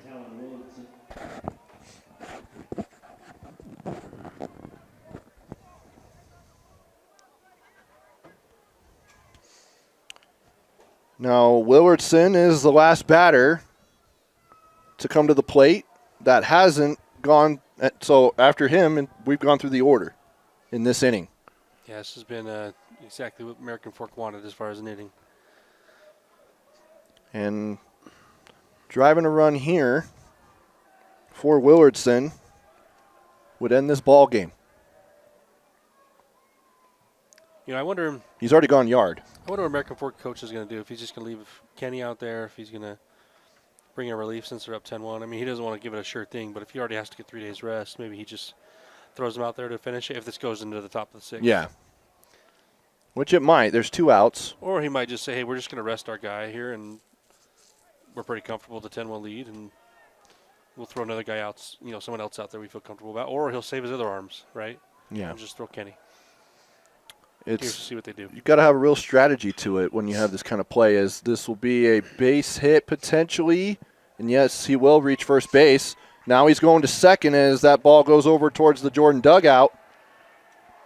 So I think that they will score that as a base hit, and then reaching on an error, reaching second. Yes.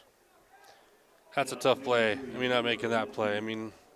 Props to second baseman. That was close to making it. It was pretty impressive to get over there. But, yeah, that's a tough play to make.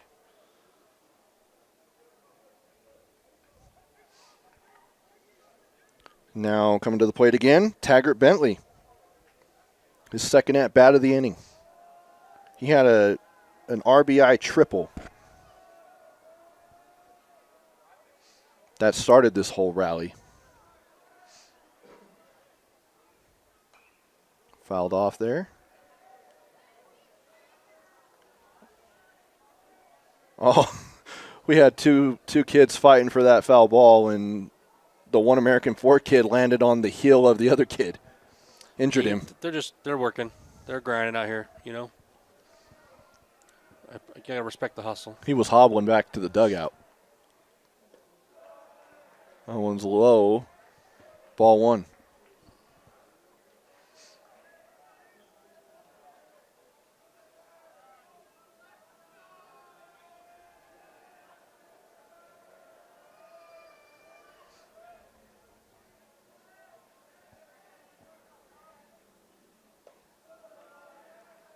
That one's outside, trying to get to that corner of the strike zone, but it'll be ball 2. Here for Tucker Zalman.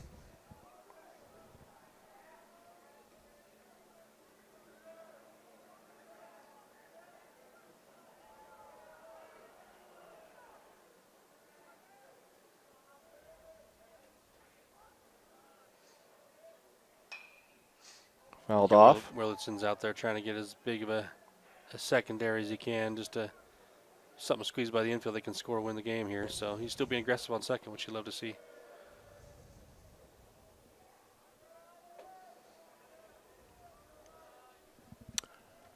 Actually, this is River Litke.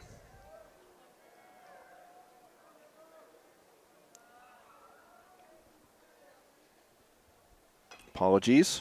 So that one's fouled off. So Litke Had a single. I was looking one too far down on my sheet. So apologies to River. Had a single and scored a run.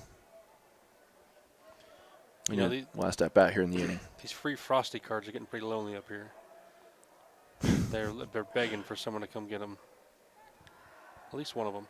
Yeah, until you get a text from your wife say bring those home for your boys. Don't be offering our free Frosties is what she's going to tell me.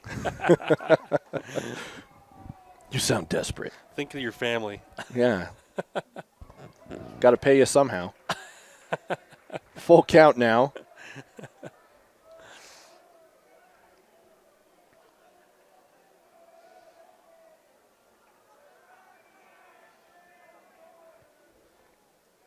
With 2 outs, runner at second. Litke. Here's the pitch from Zalman. Fouled off again. He's battling.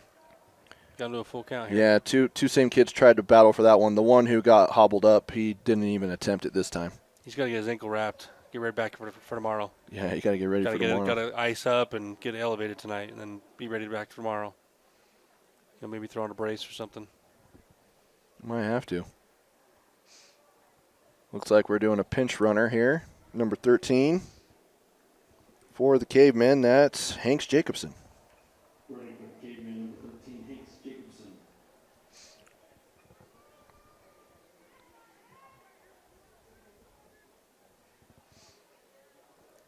Pretty much trying to get him to put the ball in play and let his speed get to the home plate for the win.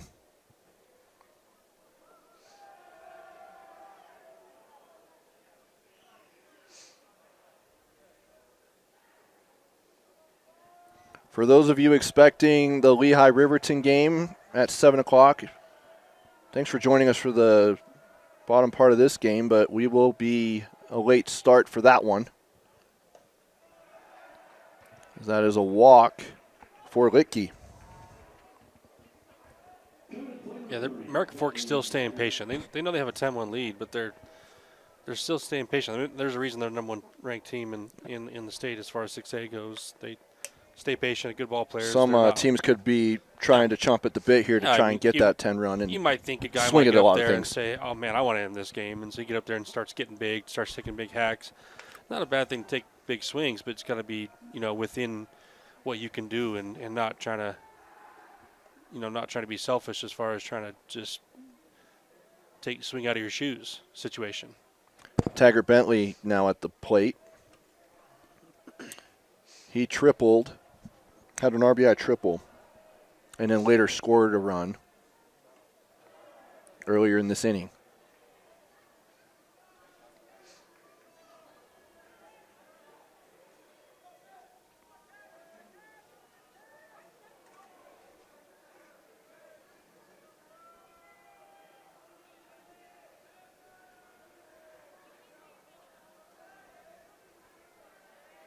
Here's the pitch.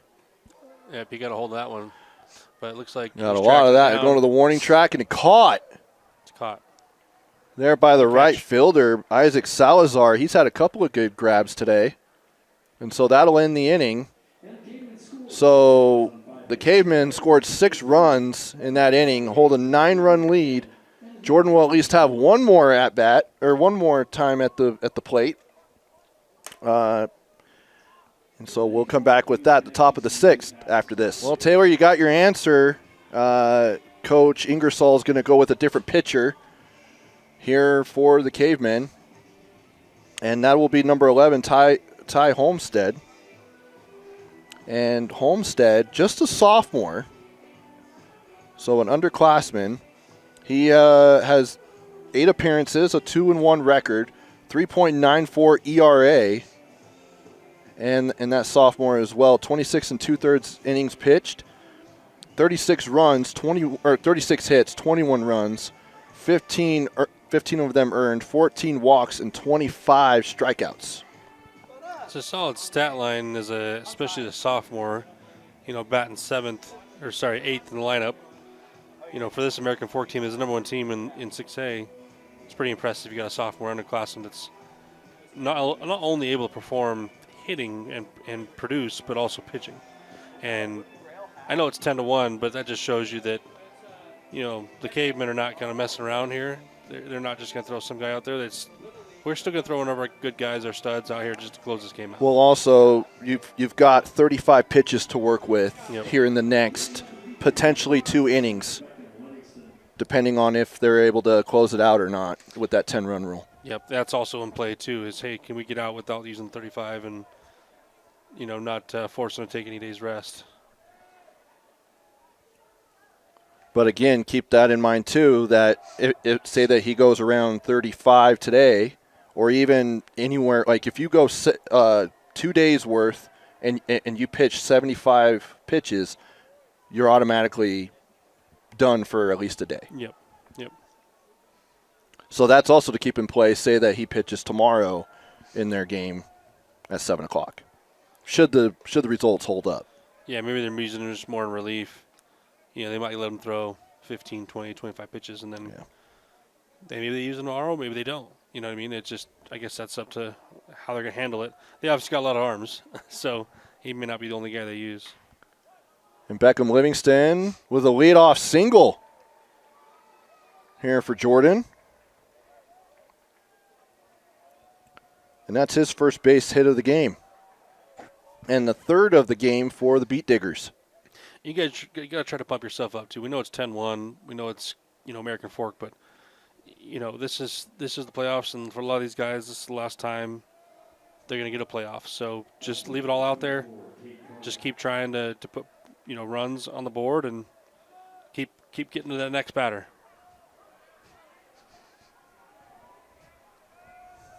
Still got to keep the energy up. Yeah, it kind of seems like it's died down a little bit here in the crowd, and a lot of that could be with Riverton and Lehigh starting to come into the ballpark for their game, which is supposed to be scheduled right now. So we'll welcome our new audience here that is hoping to watch Lehigh Riverton. You'll have to wait just a little bit longer. And a swing and a miss. Oh, they actually say it was hit off the bat, so foul. So that bat will stay alive. Here for number 24, that's Cade Carter. Homestead. Yeah, he had to reach for that one. That one's foul. Yeah, it's just called getting fooled. He was probably expecting something else, and maybe wasn't expecting a slider, whatever that was, curveball. That probably was a little more dirty than he was expecting. So that's just called expecting a fastball or something else inside, and it wasn't that. But he fought it off, though. He got his hands out there.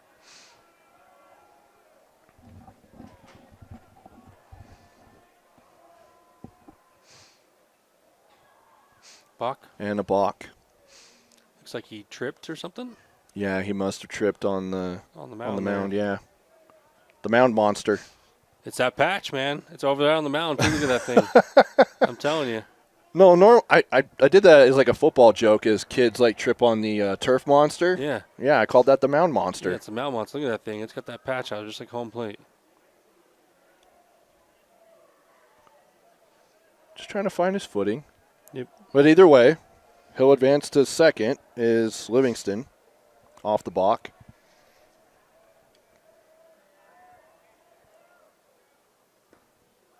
One's outside, ball one.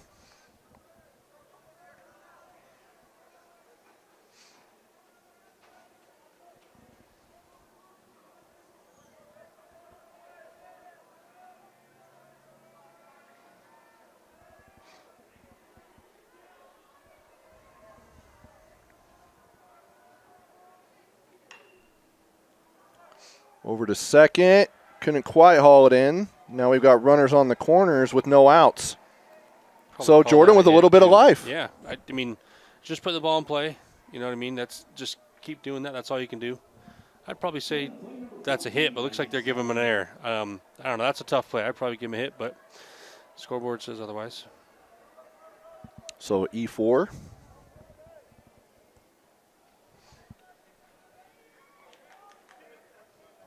The first error for the Cavemen. 3 errors for the Beetdiggers.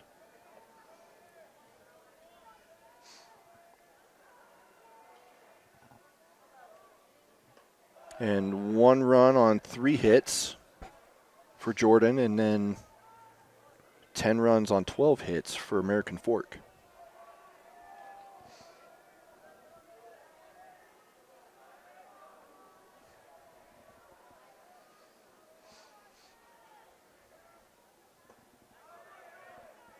It's outside, ball 2. Jordan's shown a little bit of life here. Getting a couple guys on. They're not just laying. They're not rolling over. They're putting guys on. Still having good at bats. Just not swinging at everything. Just staying within themselves, and that's all you can ask in a team like Jordan right now, especially in this situation. Isaac Salazar. They just look at that, just having solid at bats. Scored the only run for him, and now he bats one in. So an RBI single for Isaac Salazar.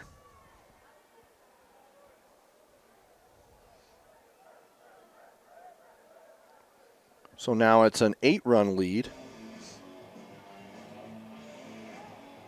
10-2, and Pitch coach coming out. pitching coach will come out. Tell the sophomore, calm down.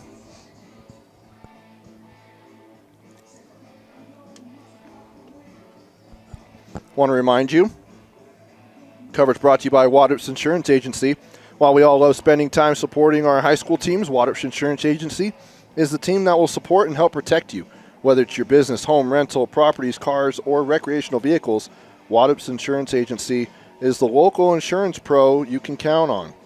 Call or text us at 801-683-3663 to evaluate your insurance program. Also by Tab Bank, home of the Tab Spend Rewards checking account with 2.75% annual percentage yield on your account balance, 1% cash back on eligible purchases. Tab responsibly. Visit tabbank.com to learn more. Member FDIC. Trevor Allen, Taylor Morris, Austin Bigelow here with you on this Monday night. Finishing up Game 3 of our quadruple header here in bracket play of the 6A baseball tournament here at Miller Field, just south of Lavelle Edwards Stadium. I say a beautiful night, and I say a beautiful night because we're inside the warm. Yeah, it's probably a beautiful night, but it's a cold night. It is a cold night. Because, the sun is out now, but it's on the wrong side, so I don't think the sun has done anything it today. isn't shining down on Austin Bigelow, that's for sure.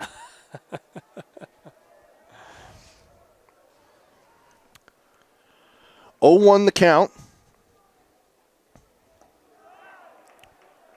Looks like the American Fork bench wanted that one. Looked like it was pretty close.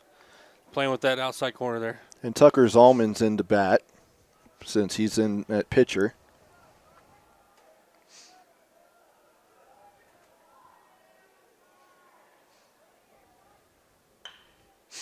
Grounded to short. We'll throw over to first for the out. It was bobbled there, so couldn't quite get the double play. And the runner did a good job there too, and that's kind of how you teach it, especially on turf where it's not going to take a bad hop. He kind of ran right over it, let it go between his legs, and what it does is basically prevents the shortstop from seeing that ball until it comes between his legs, so it kind of gives him less time to react, grab it, and throw to second, right? Now, when you're playing on dirt, that's a little more tricky because sometimes it takes a bad hop, pops up, hits you in the leg, then you're out, right? You kind of just defeated the purpose, So on turf, it's a lot easier to do. You can just run right over the top of it and try to throw the infielder off, which is exactly what happened there. It seemed like, they had a hard time, especially, Bodie, just kind of seeing that ball come to the shortstop, between the runner's legs, which is, you just try taking every advantage you can in those situations. That one's outside for ball 1 as we will now see C.J. Sumner. He batted in a run off of a sacrifice fly in his last at bat. Also reached base on balls.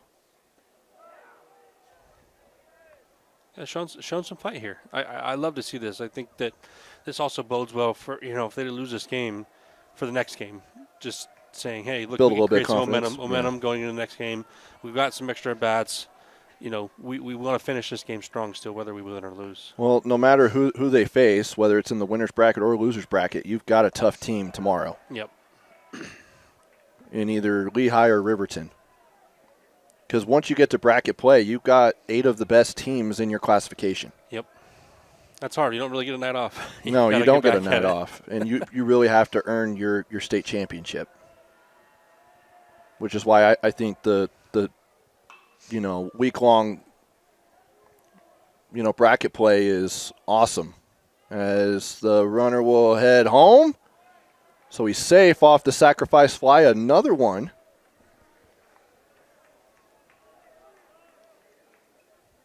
So C.J. Sumner back-to-back sacrifice flies. And now it's a 10-3 lead for American Fork.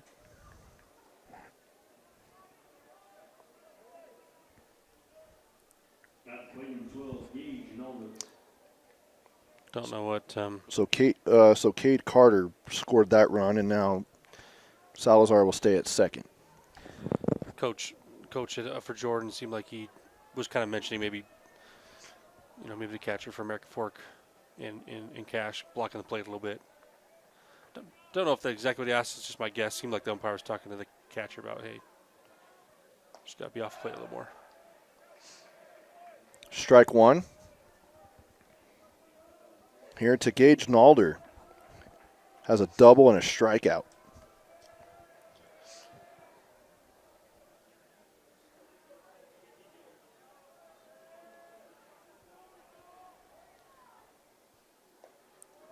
And nearly hit him.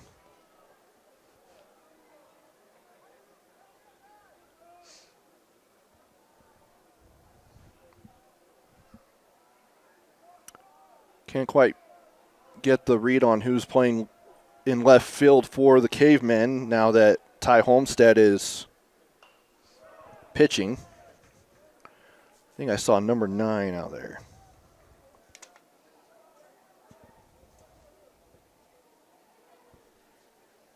Maybe it was number 8. Colby Larson.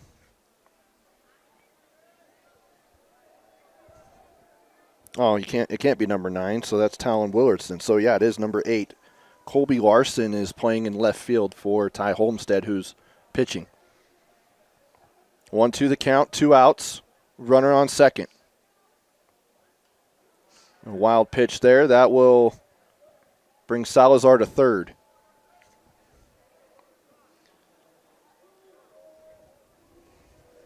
Homestead just got to get back in it, back in the zone here. I mean, again, I know you've had a couple runs, but the last thing you want to do, especially if you've got a lead like this, is start walking people. So, got to still stay aggressive. I mean, that's the reason you got the lead.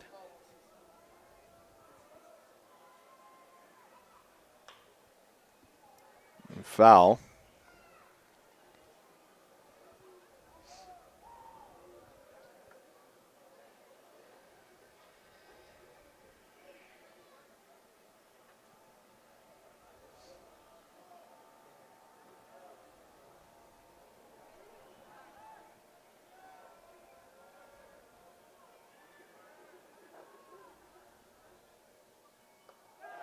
And strike 3, so great way to end is he's caught looking, and that'll end the inning. So we will go to the bottom of the 6th. Bottom of the 6th. With American Fork coming to the plate next here on KSLSports.com. Bottom of the 6th. Could potentially be the last time that we see American Fork at the plate tonight, as Jordan will be down to their final 3 outs at the top of the 7th, or if they can plate 3 runs in, that'll end the game with the 10-run rule. Trevor Allen, Taylor Morris, and Zalman already at 27 pitches, so he's nearing that one-day rest mark. As Ty Homestead, now the pitcher, is at the plate. And Ty has had a great game. An RBI double, has reached base on balls twice, and has scored 2 runs. Just means you're staying patient, right? 2 walks and double, not enforcing things, let the ball come to him and attack when it makes sense. Again, when you have guys at the bottom lineup like Homestead that can hit doubles and go 1 for 1 and 2 walks, I mean, it just helps carry your team because when your bottom of your lineup's hitting really well, I mean, it just makes you a really dangerous team.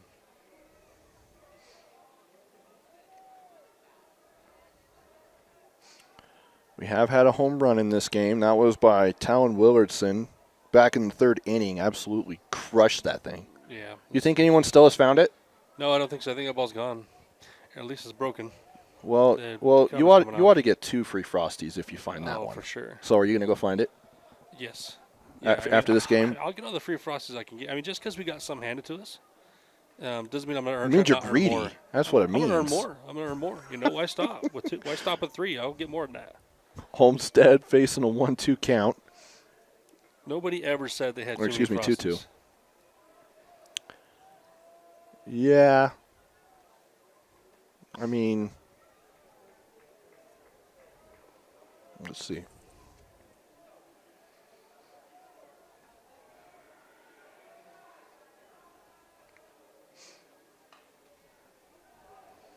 Homestead battling. Yep, fouled that one off. Count goes full. Zalman's approaching the 35, so it looks like coach is going to leave him in. He's going to have to rest today, but didn't have too many innings, so I think that maybe, I don't know if he's just a filler, you know, for just getting him through the innings. Relief. Yeah. Homestead sends that one to right field, and the catch is made for out number 1. Just based off the stats, that's what Yeah. I think it is. But, yeah, maybe they're saving him. Maybe they're saving him.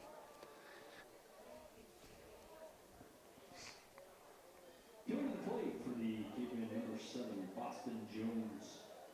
Number 7 coming in to the lineup for the Cavemen.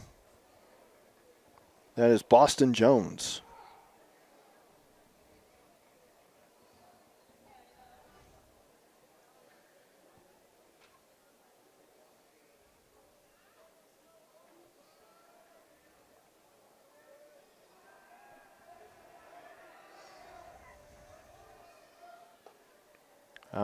Called strike. He painted that corner.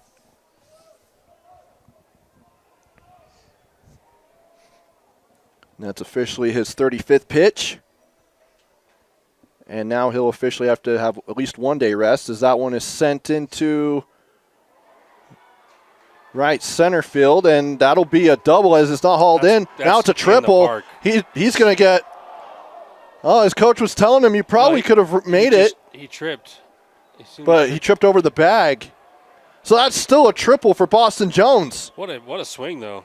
Looks like he had it in the park home run. He must have tripped or something. That's what we call a sniper. Oh, Trevor. man. So someone is up in these lights, and they're sniping. And someone sniped at his feet. That's what we call a sniper. Oh, so man.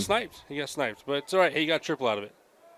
At least he didn't get out. Still, after a sniper. that's tough. Because he's probably going to look back on this and be like, I had a chance at an inside the park home run. Yeah. I mean, but if their team wins, you know, he'll probably like, yeah, whatever. You know, just trying to help my team win. That's kind of how I'd feel. It doesn't matter to me as long as we win. Now we're back to the top of the order with Bodie Guerrero. Of course, I didn't run very fast, so I didn't really get an opportunity to get a lot of triples anyway. I was going to say, did you get any triples? Not that I can remember. We'll have to ask Coach. Maybe in Little League. We'll have to ask Coach. That will be a base hit into shallow center, and Boston Jones will come home. So that'll score a run. He was walking a little gingerly to the dugout. Good on him, though. I think he, got a little hurt there. Hope he's all right. So that's an RBI single for Guerrero.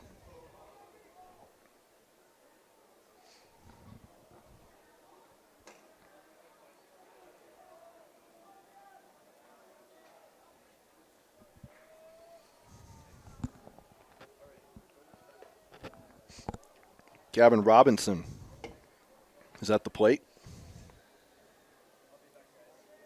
2 RBI double in his last at bat, and later scored a run.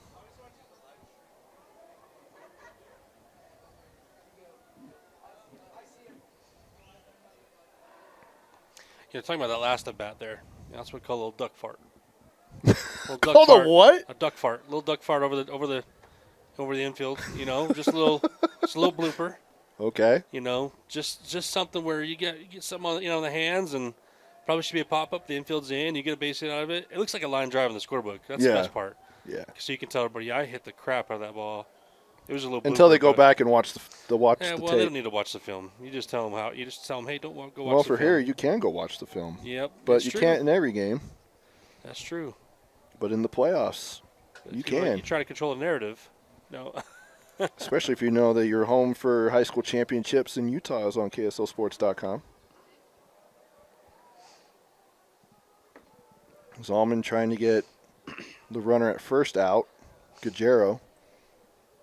0-1 the count. 1 out. And it's 11-3. Again, for those of you tuning in, hoping to see Riverton and Lehigh, we're running a little late here. Have been pretty much all day. And so we will get to this one. It'll probably be around 8 o'clock.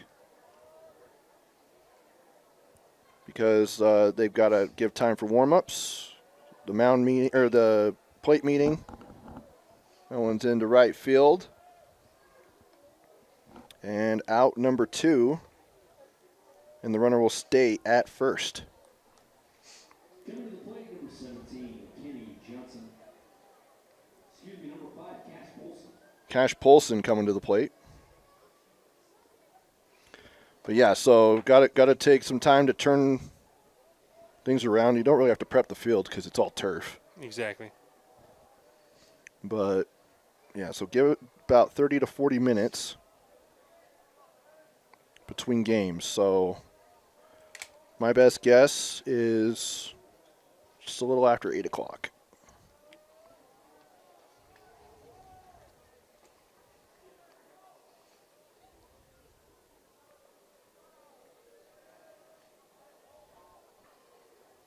And Cash Polson.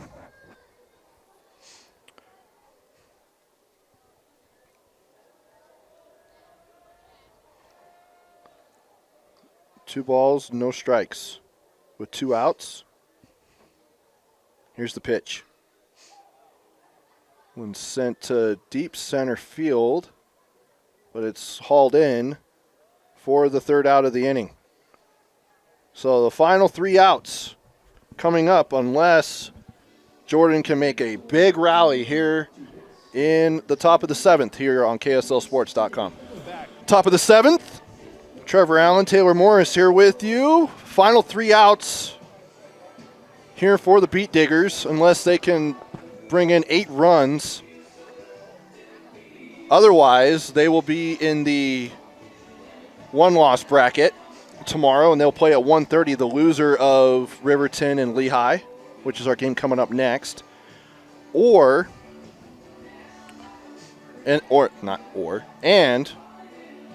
the American Fork Cavemen will play at 7 o'clock tomorrow night, or roughly, as you can tell, we're a little bit behind. Or 8. Or 8 o'clock, or 8:30.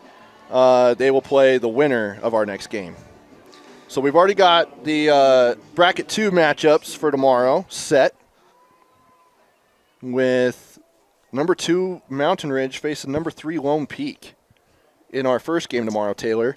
That'll be a fun one. And then 1:30 will be the one-loss bracket from here in bracket 1. And then after that, at 4:30 will be number 7 Sky Ridge and number 11 Corner Canyon. And then at 7 o'clock will be American Fork, as long as everything goes well here for them. They will face the winner of Lehigh and Riverton. So for those of you familiar with the College World Series format, that's exactly what this is. So you've got 2 brackets that are double elimination, as that is a strikeout for, it looks like, another pitching change. Thanks for pointing that out, Taylor. And Jen's you know Price. why? It's Jen's Price. And that's why Boston Jones came in for Jen's Price. Look at that. Just 1 + 1 = 2. I'm just doing math here. Math is doing math, Taylor. You're mathing. I'm You're doing mathing right now. So Jen's Price is in. Ty Homestead, solid outing. Probably trying to save him for later on in this tournament. Yeah, and I think he wished he wouldn't have given up those 2 runs, but, you know, they got a long way to go, right? Like, they got to save their arms, so I think he's just being strategic with his arms.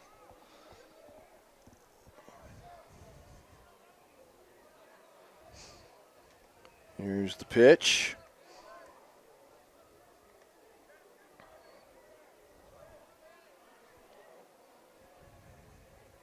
One the count, 1 out.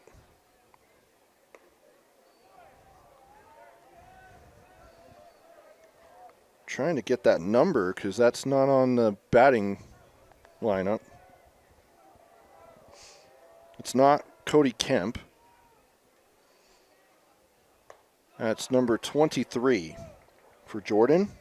Jaden Montoya. Jaden Montoya. Yep. So he's in. And a full count for Jaden. Jens Price with the pitch. Outside will walk him.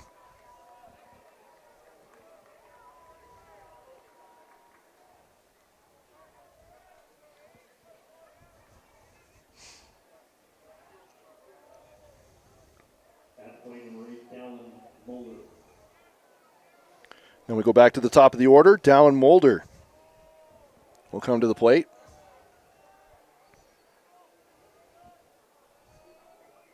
For Dallin, what struck out looking his last at bat and now faces an 0-1 count.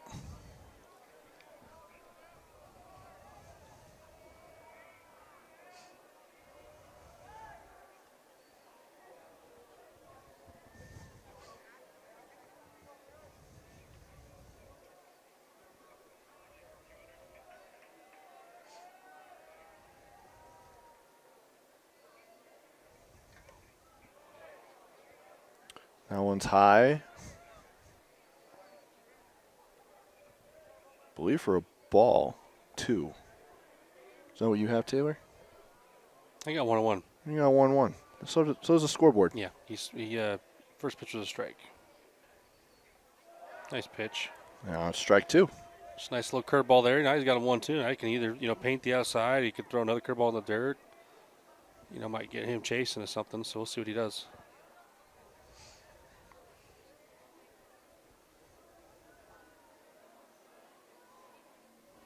The pitch.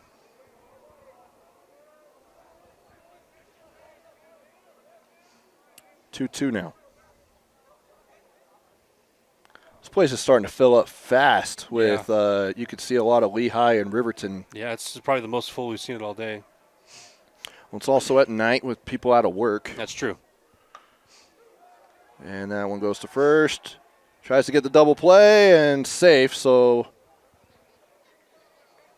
Fielder's choice there. I mean, that's the right play by first baseman. Just unfortunately, he was already right there, first. yeah. He was pretty fast, so he got there pretty quick. So down to their final out. And coming to the plate is Beckham Livingston. Had a single in his last at-bat.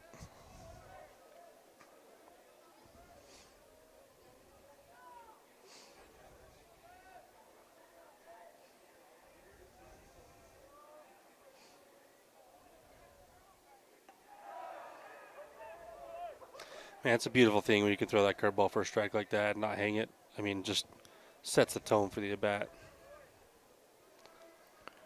Yeah, it looks as though Coach Ingersoll has a very loaded bullpen full of very talented pitchers at his disposal this week. It's a nice luxury. It's probably why they win a lot of state championships. I think you're right. I think you're right. If you had to put your finger on it. They're trying to buck that trend of winning it only in odd years. Yeah. So they're trying to do an even year and go back-to-back for the first time since the 80s. And that one hit him. Oh, he's telling him, yep, you stay there. So hit by pitch for Beckham Livingston.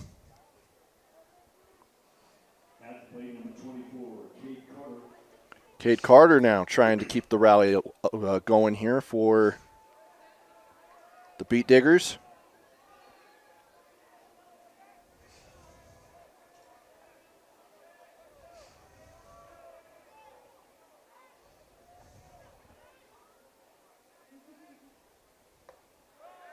Check swing. Saying no. Ball 1.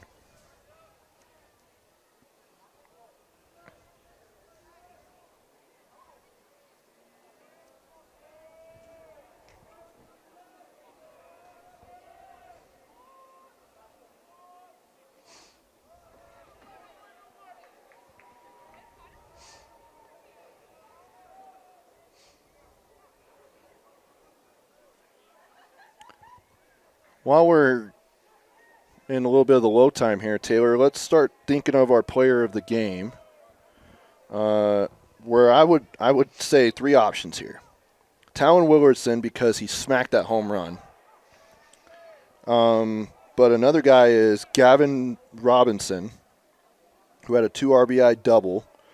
Or I think probably the front runner here is Taggart Bentley, who had 3 hits, had a triple, a double, a single, nearly hit for the cycle. Yeah, I think it's either Taggart or just Kenny, also being a good pitcher. And Kenny pitching, so it's between those two. I lean Taggart. Should we give an honorable mention to Kenny? Yeah, I think that's deserved. Because Kenny had 5 strikeouts. Yeah, and he did what he needed to do, right? 4 innings, scored, only allowed 1. So maybe they can be co-players of the game. Yeah, co-players of the game.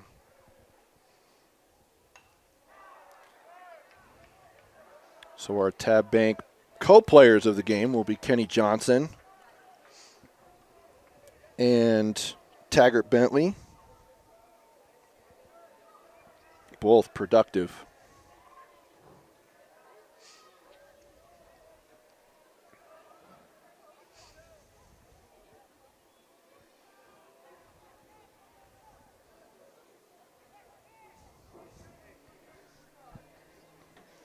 Final strike, full count.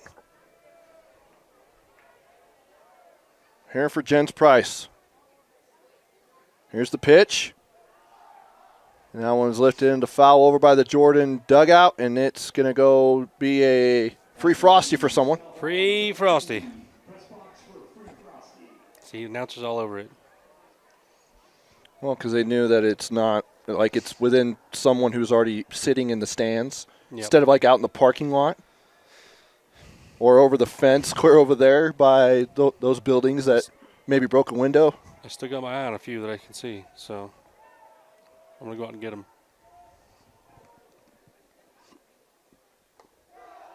And strike pitch. 3, so backwards K to end this one for Jens Price, and that'll end the ball game.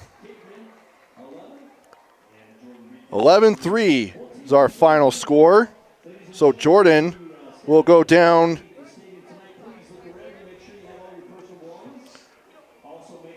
so that will put American Fork into tomorrow night's 7 o'clock game, playing the winner of Riverton Lehigh.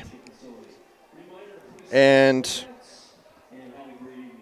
the Jordan Beetdiggers will play tomorrow at 1:30, the loser of Lehigh and Riverton.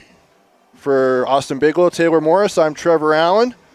We will stop the stream for a little bit, but come back. We've got a doozy, 4 versus 5 seed, Lehigh Riverton, right here on KSLSports.com.